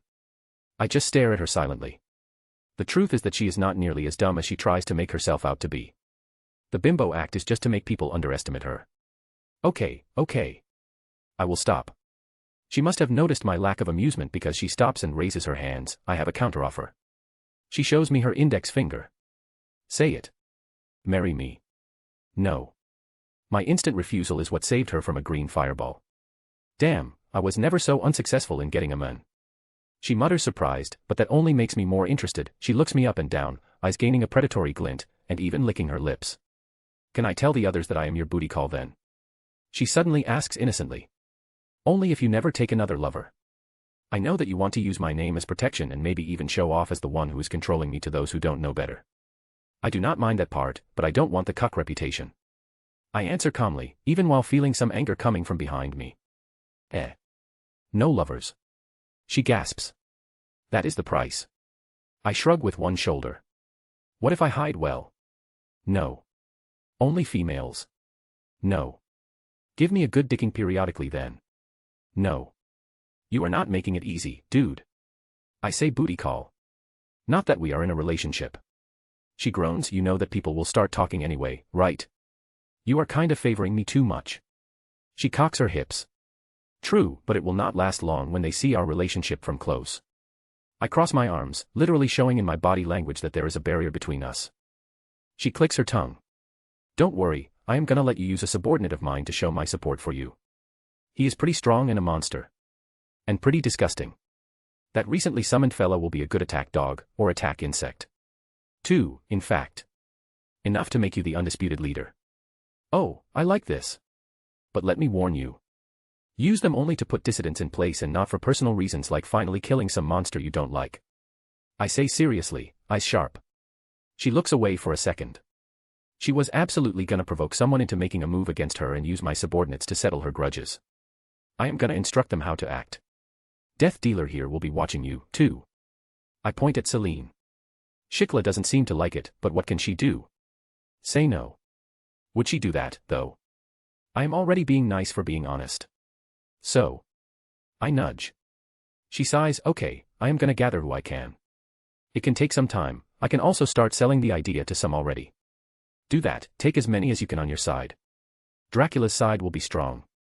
And as much as I can always keep everyone in line, my physical interference should be minimal. I nod, also found the most awful monster that will obviously be against the plan and invite him.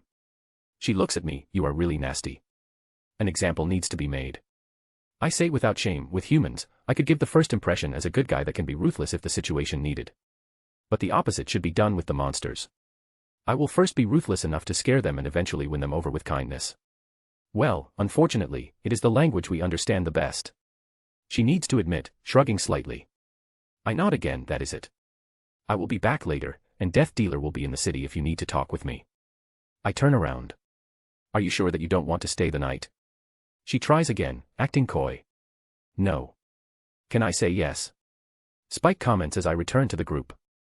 No. I answer immediately, the girls following me. Seriously, Eidolon, are you gay by any chance? Spike asks, no judgment here. He jokes. I am gonna tell your aunt that you want to lay with a succubus. I give him a deadpan stare, watching his smirk drop. The others laughed. But seriously, I know that you are joking, but be wary of honey traps. I am a teenager.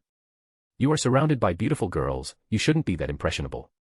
I say, at the same time, complimenting the girls and making them smile and blush. You are too smooth. Spike narrows his eyes at me. I know that you are a playboy, I just can't prove it. We go back the way we came from while we laugh slightly. Do you understand what I am doing? I ask Ileana as we go down the stairs, but I am really addressing the whole group. The reason I brought Ileana here is that down the line, I plan to have her take the place as ruler of Limbo. I am not gonna force her, I will always have the option of using a summoned subordinate, but I am already training her for it. You are, creating a system for them that can be compatible with us.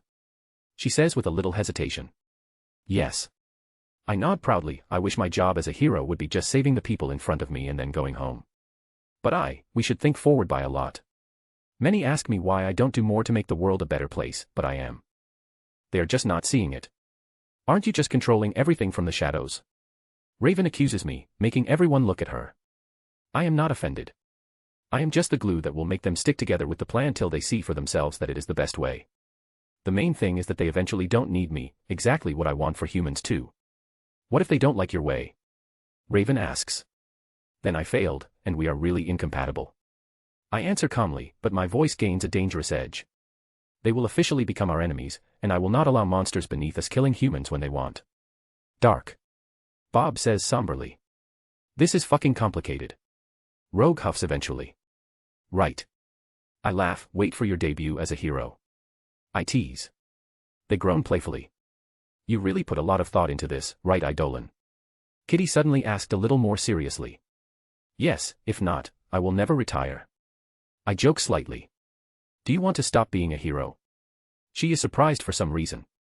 Of course, one day Eidolon will hang the mantle eventually. No more double lives to me, you, or other heroes. You will even know my real name. Now this I want to see. She laughs, what I like about this is that I really feel that you are moving forward, get it? I understand. Only fighting doesn't change anything, the status quo remains like a Saturday cartoon. I sigh. Yeah, I also want to do more. Kitty looks down. Just enjoy your high school life, after that you can decide if you are gonna step into this path. I warn you are already seeing that it is more complicated than you thought. You are gonna have more responsibilities than defeating bad guys. High school, huh? She ponders, how old are you, Eidolon? I was about to say yes. But Raven beat me to it. More than 10 billion years. She replies with a dry voice. Everyone looks at her and then at me, waiting for me to deny it. I just laugh at their faces. Ha ha ha. That is what a certain spell tells if you use it in me, it is just that there are some space-time shenanigans. Don't mind, Raven. I explain with a chuckle. What kind of life have you lived till now? Jean asks while staring deeply at me. I am only getting started. Hello there. Here is the link, without spaces. p@treon.com/Evans. Hope you all enjoyed it. Make a comment because interaction motivates me to keep writing. Thanks for reading. Till next time and stay good y'all. Bye bye. Chapter 168, Back on Limbo. Shikla. The succubus queen watches Eidolon leave, her eyes glued to his back. Too bad he uses this cloak to cover his hot body. She bites the tip of her little fingernail while thinking about the obscenity she would do with him if she had the chance. After her guests are finally out of sight, she plops on her throne and sighs loudly. If only he were a little dumber. I like turning smart men into fools, but when they are too smart, it becomes annoyingly difficult. She leans back. During this brief conversation, Eidolon exposed all her thoughts and cut her plans while they were still in her mind. She absolutely planned to do some subtle manipulation and borrow his power to eliminate some old enemies and thorns on her side. But now it is a risk that she doesn't know that she wants to put herself in. Maybe not everyone. She ponders. Eidolon himself hinted about making an example of someone, she just needs to choose this example. There are easy ways to do that. To the ones that she has good relations, she could personally explain how things are, warn them to be quiet for now, and wait. Now, the ones that she has a vendetta or a minor grudge, she can word the call a little ruder than normal to make them come already angry. Hell, she even knows that if she does nothing, they will create trouble for themselves. Even the lack of words could be considered rude by some of the most prideful monsters. Who do I choose? Who do I choose as the sacrificial lamb? She sing-songs while tapping the armrest of her throne with her nails. Monsters stronger than her. Envious women. Old lovers that she snubbed. The opposition. Oh. I had a lot of enemies. She suddenly realizes that she is thinking about. Shikla always prides herself as a friendly monster, a creature of love, but it seems reality is different from what she imagined. In the end, there is only one answer. She should make sure to eliminate the monsters that will be vying for her position. Shikla will make a list of the best options between the candidates, so she will deal with her competition even before it starts, even before they know that there is a competition, and even before Eidolon can meet them. No one is gonna rule the monsters beyond herself.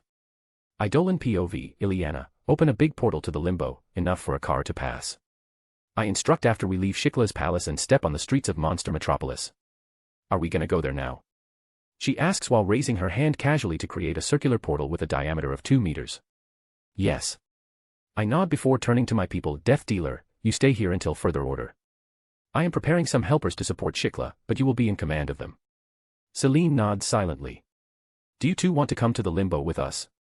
I ask Raven and Shago. I am interested in this limbo place. Raven admits. Yikes, I already live in hell with all of you. Shago jokes, throw me at your home, I'm gonna eat that dessert you made last night. It was passion fruit mousse, and I froze it immediately, you could have eaten it already. I shrug before opening a dark portal for her. Bye, and bye to you all too, suckers. Shago waves at both my people and at the X-Men. She has an interesting personality. Jean says sarcastically. Lovely, right? I answer in kind. Oi, can't we go already? Ileana asks me while keeping the portal open. Just a minute. I say. Let's see when she will notice. I, now, address the X-Men. I want you all to do something for me. They look confused. Go do some sightseeing, there is an open market and some stores in that direction. I point to them. Eh? That is it. Kitty frowns. I thought it would be something more serious. Bob comments. It is not because it is not that serious that it is not important. I smile, I just want to get some review from you guys on what you think of this city. Just go around and later tell me what you found cool, weird, horrific, gross, what you don't like, or like. I just want some other opinions on this issue. You want to know the reaction of normal people to this place. Raven gets what I am aiming for. Like a beta test before opening to the public. Kitty hits her fist on her palm in realization. Got it. I mean, we are not exactly normal, but... Scott comments while looking around. Compared to Eidolon, that must have seen all kinds of weird things and be used to it. Jean completes, mentally, we are closer to the average person than him, at least. Exactly. I nod, just go around experiencing the atmosphere, buying things, but don't eat any food without me checking first. Don't worry, I will give you the money, just go, and the money will appear. We can't accept your money. Jean immediately says. I can. Paige raises her hand shamelessly, receiving a slap from her brother.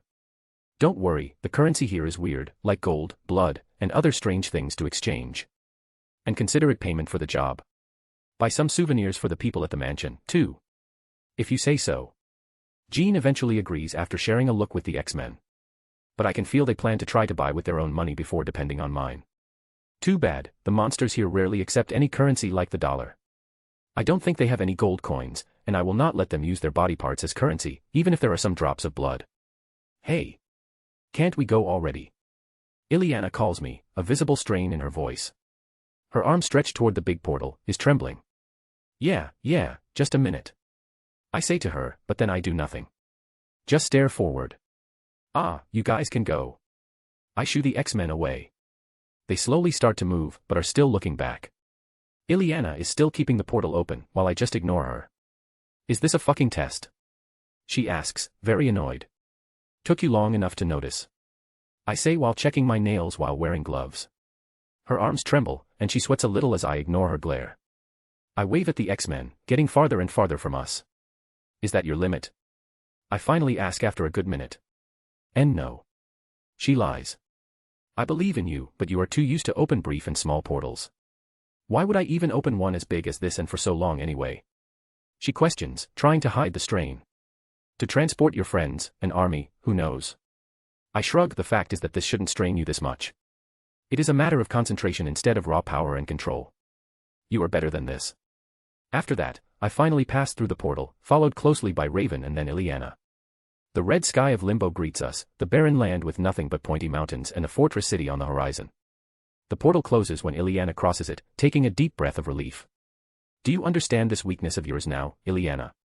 I ask, pausing our main mission to give her some teachings. Yeah. I have trouble keeping it up, not that big of a deal. She says dismissively, making me fully turn to her. Then you don't understand. I cut her off.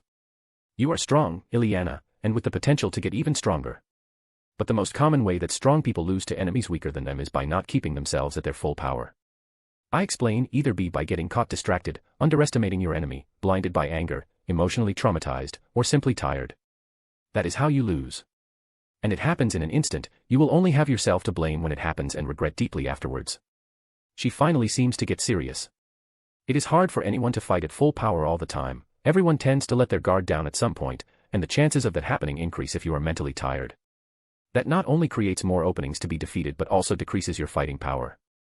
Getting tired like this in a fight is a slippery slope that takes you straight to a very embarrassing defeat. So, do you understand how serious it is that you get tired and frustrated that you can't keep a portal open for more than 5 minutes uninterrupted? Yes. She finally admits in distaste. Good. I nod lightly to not show that I'm disappointed or angry at her. Patience is not your strong point. Hey. But that comes with age. More important than cleaving mountains with a swing of your sword is the ability to keep yourself in top shape even through long and strenuous situations. It helps a lot when you get jumped by multiple enemies. The most basic strategy they can employ is to try to wear you out so that some sneaky bastard among them delivers a fatal blow to at least lower your fighting power even more. In this situation, I can imagine you getting angry and frustrated by their cowardly tactics and committing even more mistakes, am I right? She can't deny that. This is her exact personality. Don't worry, we are gonna work on that. Your body already has the stamina to fight for an entire day. Really? She asks, surprised. Yes, but your human mind still hasn't caught up with that. I say while tapping my temple, we are slowly gonna bring balance between body and mind through practice and exercises. Okay. She nods. I pat her head, seeing the eagerness. She never complains about training. She even asks me to be much harsher, saying that she is not made of glass. It is much better being invincible against anyone weaker than you than being super powerful. I gesture at Raven with my thumb. Look at Raven. She has many similarities with you and is much stronger, but she can still be taken down by someone weaker if she lets her guard down. That also comes from the fact that she is a magic user while you are a close-quarters fighter. You are not gonna die to a normal bullet, but you can still fall in a bad situation if some sneaky enemy slaps a power-suppressing item on you, or uses an adamantium bullet. I see. Ileana's eyes look distant as she imagines the scenario that I paint. One thing I know about her is that she is prideful, so when I talk about ways that she can be defeated, she takes personal offense at that, and remembers those scenarios to never make theme reality. Don't use me in examples. Raven says from the side, her eyes covered by the hood, giving me a side glance. Why not? The two of you are really similar. I hope you can give her some points later. I say. Ileana looks between us. I am in no place to give advice to anyone. Raven says in a self-deprecating tone. You are getting better at that, and Ileana is still too young. You can take the steps before her and make her path a little easier. I say softly. Raven looks at me intently. Despite the dark, brooding theme, she is a softie. She looks at me and then at Ileana, a half-demon too, huh? Some crazy demon sorcerer kidnapped and made experiments with her. That is worse than me. Raven comments. It is not a competition, and even if you are born with it, the events that happened because of your heritage are still pretty bad too. Everyone involved with her always had horrific deaths, including her mother and the people of Azarath. She makes a sound that can mean both an agreement and a disagreement. Anyway, that is something for the future. Let's go meet some of my informants here. I open a portal to a specific location. You have informants here? Ileana looks surprised. Since we saved you. I answer, I would not leave this place unsupervised after what happened with you. It is obviously not perfect, as seen last night. I just put some agents around here so that I have some eyes and ears in this dimension. It will save us some time, too. I see, smart. She comments with a contemplative expression. The portal takes us to an alley near Luna's Inn. The city of choice to put her is a metropolis even bigger than Shikla's underground kingdom. A fortress reigned by no one but the natural law of the strong, multiple strong people that simply keep the place balanced. Obviously, groups are trying to expand their influence here and there, but the city is simply too big, and if one extends its head too much, it is cut by the rest. That creates this balanced situation and neutral area. It reached the point that it became an unspoken rule not to engage in big fights. As we walk to the inn, we obviously see someone demon beating another at the end of the street, but this is normal. What can't happen is one of them taking it too far and destroying a block. Basically, nothing beyond street level is allowed here. That is why I put Luna with Mocked here. The demon can quietly turn his enemies into gold with minimal collateral damage, so his insta-win magic is still inside the rules, while no one can retaliate with stronger attacks. We entered the triple store building through the huge double doors, to accommodate big races, and found ourselves in a pretty full lobby, with many species of demons eating and drinking. What hell? Since when have I created an adventurers guild? This place was not to be popular, it is just a cover. Pretty successful. Raven comments dryly. Yeah. I say uncertain before moving between the tables to the counter at the end. I can see some hot female demons working as waitresses, female demons that I did not hire. I put some robots here to help Luna with anything, but I am not seeing any of them. Despite looking like humans, we do not attract too much attention from the customers. Some demons are very humanoid, and human sorcerers are nothing weird around here. My dear Hellhound subordinate is at the counter playing with her phone when I arrive in front of her. I didn't expect you to have such a great business talent. I comment. Exclamation point. She looks up fast after hearing my voice. Son of a, since when do you come from the front door? You know what, fuck it. You haven't visited for so long that I already forgot that you existed. She huffs. Lies. I know that dogs feel very sad when their owners leave. I tease. I am not a dog. She shouts a little too loud, attracting some attention. And you are not my owner. So she hisses this part in a low voice, embarrassed by her own outburst. Okay. I don't discuss. I already had my fill of teasing, her angry expression is interesting and cute. Surprisingly, because she has a dog face. She also looks surprised that I am not attacking her with a stream of rapid-fire teasing like always, but I have a reputation to maintain, and Ileana and Raven are here with me. They are already looking at me strangely after the owner comment. Let's talk somewhere private. I say. Follow me to the back. Luna nods before shouting to some demon girl, speaking Carrion demonic script, the language from here licks, take care of things while I am away. Only call me if super necessary. Alright, boss. The Licks girl shouts back. She is a purple hairless demon with 10 arms and small horns on the top of her head. We follow Luna to the back, passing through a hallway and emerging in the backyard, where we settle in a circle of stone benches. I can see the area where Mock taught me magic in the past from where we are sitting. But now there are a variety of demonic gold statues decorating the place. Ileana sits by my side, Luna and Raven sitting by themselves on different benches, Luna at my front and Raven at my side. What do you want? Luna asks pretty disrespectfully while leaning back. Even raising her snout to look down on me. Before that, introductions. Luna, this is Raven, a member of SCP like you and Mocked. And this is Ileana, my apprentice. I gesture to the women who came with me, and girls, this is Luna, she is a hellhound, not really a fighter, so she is the one taking care of this little base I made here. Sup. Luna greets casually with a raise of her chin. Raven and Ileana just wave their hands while saying hi. I put other people in this dimension. If we meet them, I will introduce you guys. I say before turning to Luna, I have to say, I am surprised that this little joke business got so successful. I comment. Nothing to brag about.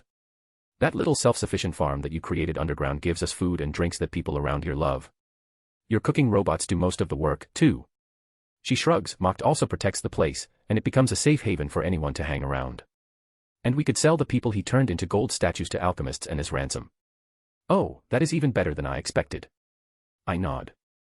Sorry for disappointing you in not being a failure. She smiles sarcastically. Don't be like that. It is not like I was not expecting much of you guys. I am just someone who measures people by their talents. Neither of you is a specialist in this type of business, so I would be satisfied even if it were empty. I explain. I can't expect a fish to be good at climbing trees. But I am happy you all surprised me. I smile. HMPF. I am not giving you any of the profit. She turns her head, apparently embarrassed. Haha, it is okay.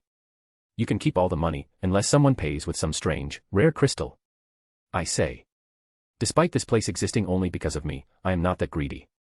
Yes, I am very interested in the black metal that can be found here, and that I even used in my armor. The Shard of the Black Heart is a very interesting fantasy metal that people can use as currency around here. I already have enough of it, and if I need more, I can simply raid some local warlords. Now, to why I came here. Have you heard of any movements related to Belasco? I ask, talking more seriously, for her to know that I mean business. That guy that you told me to keep an eye on. You know, coincidentally, I heard that some losers of his army are reuniting somewhere. I was even gonna write that on the weekly report. Luna shows a thoughtful expression, but apparently it was a dud. Many people talked that maybe he was coming back, but meh. Just a bunch of stray dogs trying to relive their moments of glory, I think. Coincidence, huh? I scoff. But on Earth, someone related to Belasco suddenly appeared. I wave my hand and make the full image of the woman accompanying Madeline appear. I was able to hear their talk, and this which has something to do with Belasco. She looks young, 20-year-old max, with orange hair and fair skin. The lack of exotic skin color and any other strange feature suggests that she is human, but we can never be 100% sure. We can probably trust her clothes that scream, magic user, so we can deduce she is a sorcerer at least. Do you know her? I ask, and you too, Ileana. Recognize this woman anywhere? She was with Evil Jean and probably came from here. She was. Why didn't you say anything at the time then? Ileana asks. Because the only one who would be able to recognize her would be you, and I already planned to bring you here to ask privately. No need to give the X-Men extra information, knowing that the Evil Jean could get from them. Let's make her underestimate how much we know. I explain, never show your full hand, remember? Makes sense. She agrees before taking a very good look at the witch. I don't think I even saw her, but Belasco received all sorts of guests, and he has many more subordinates than Necrosis, Sim, and Naster. She can be only one of the many he kept in contact with. She then looked at me. Sorry if I can't help much. It is okay. I am also unable to get information from her because they teleported. So I don't know where she went and from which part of Limbo she came from. That is the weakness of Moody Blues' S-power, teleportation. The stand can't follow the instant movement to another place. And what about you, Luna? Despite acting like a brat sometimes, she can be serious when I ask for it, so she stares at the witch carefully before. Can't say the appearance rings a bell, but I heard a rumor about Belasco's people reuniting because of a witch. Oh.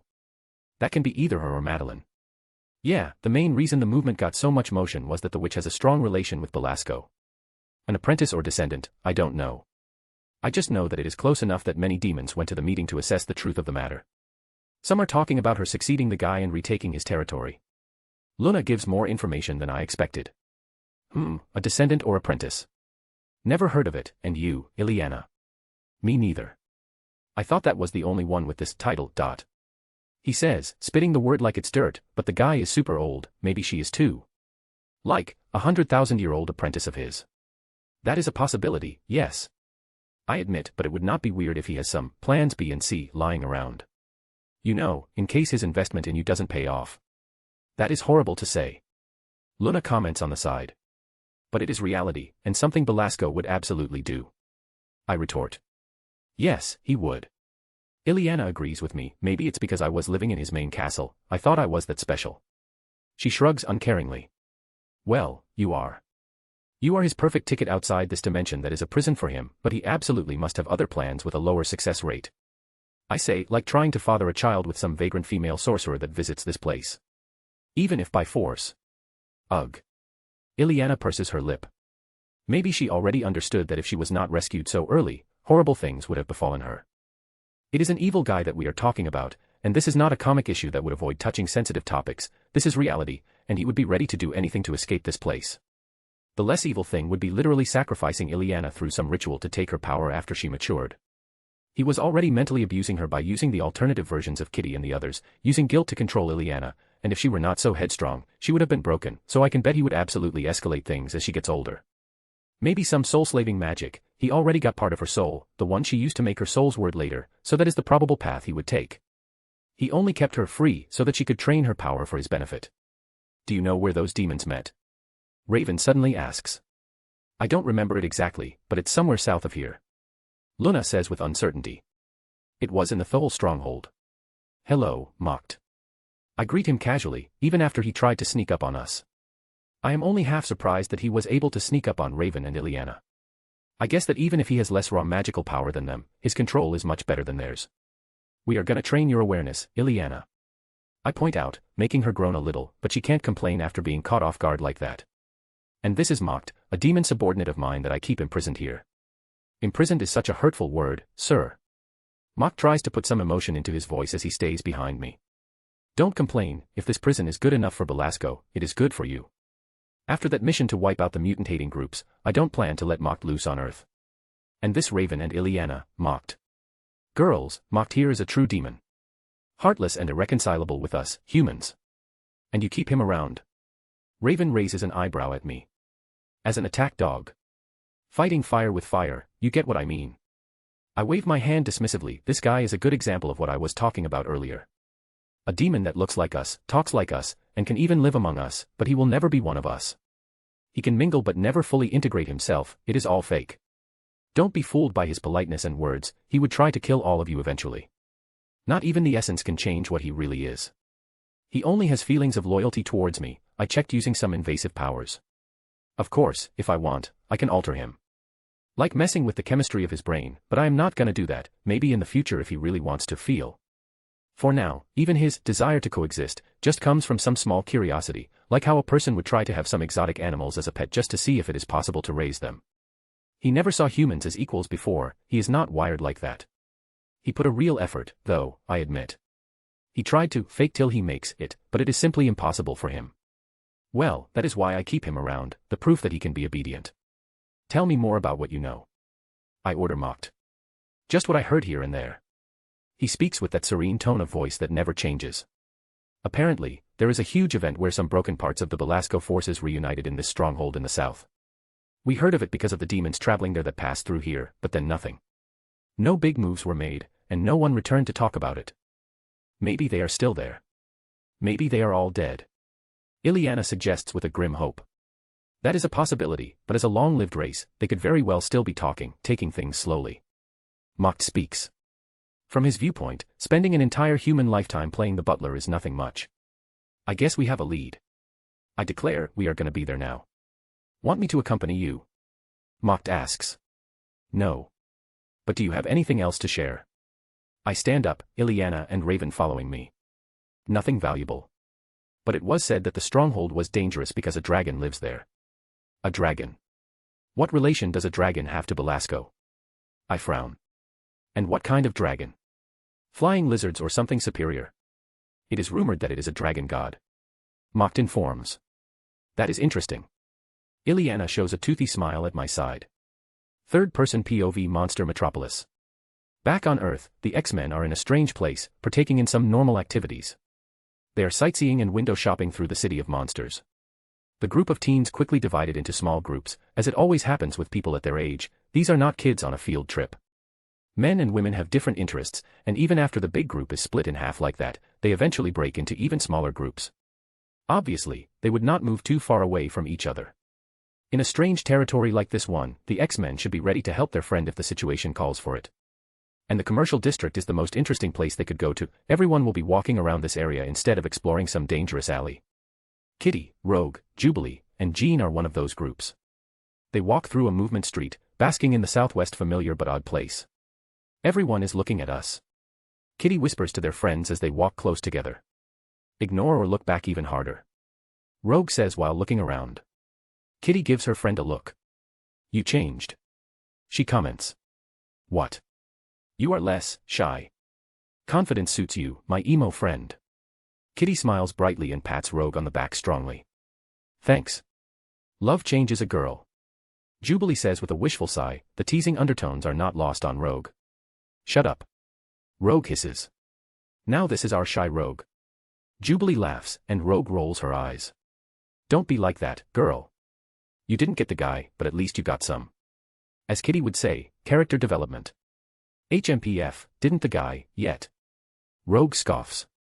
Whoa, Kitty and Jubilee immediately make hype sounds while Rogue herself gets a little embarrassed about what she just said.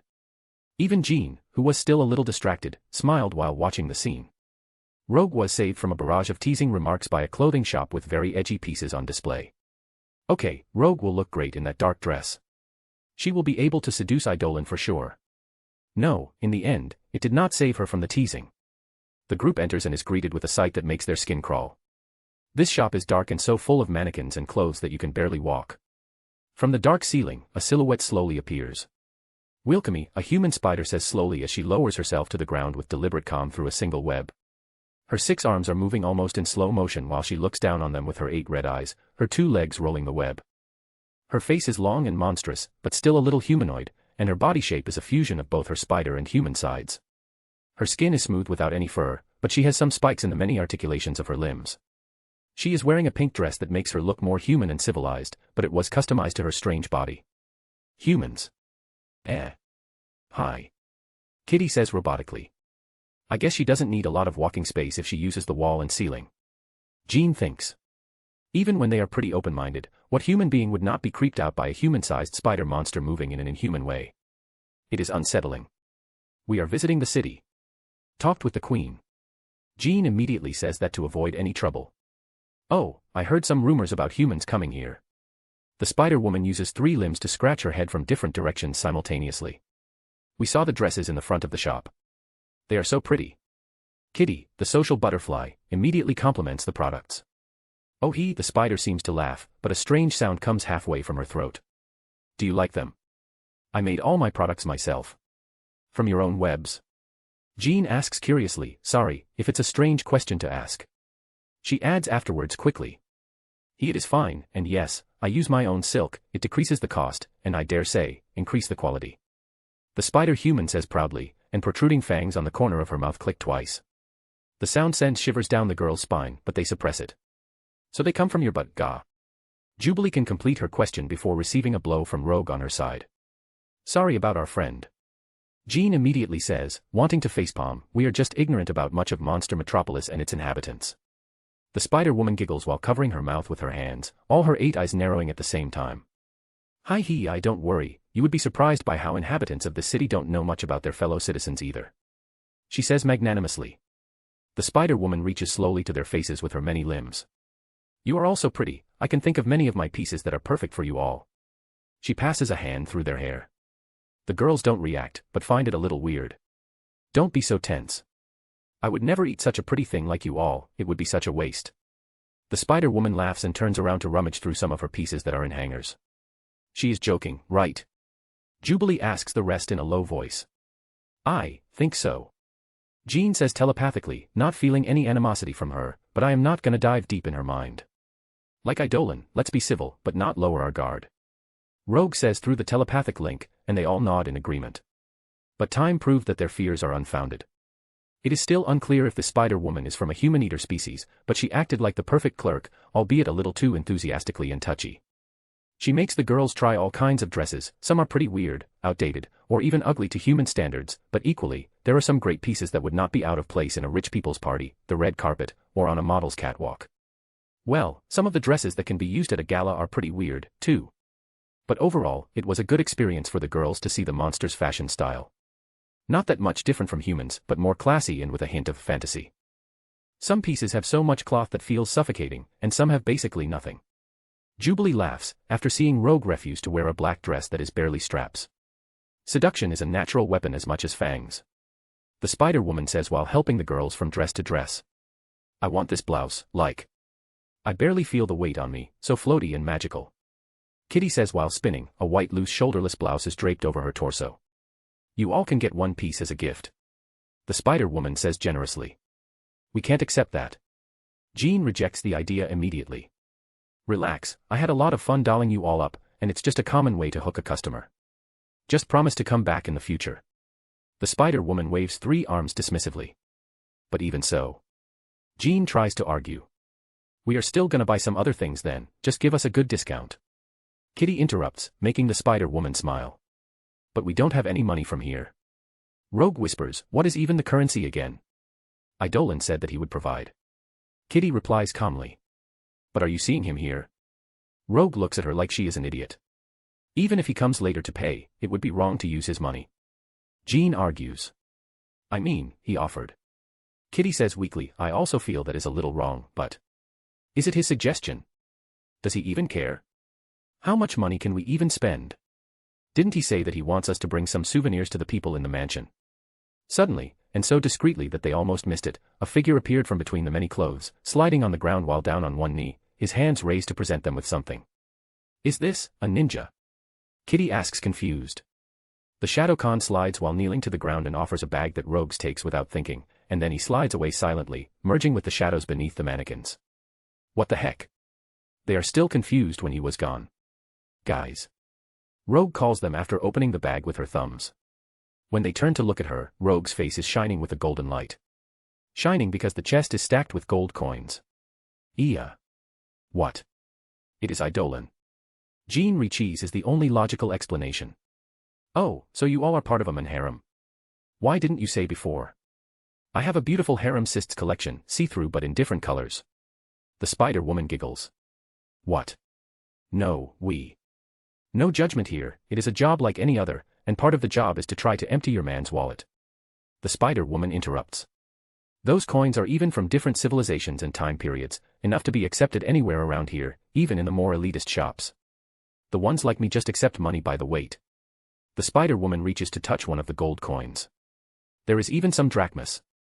The girls look around each other. Well. Kitty starts.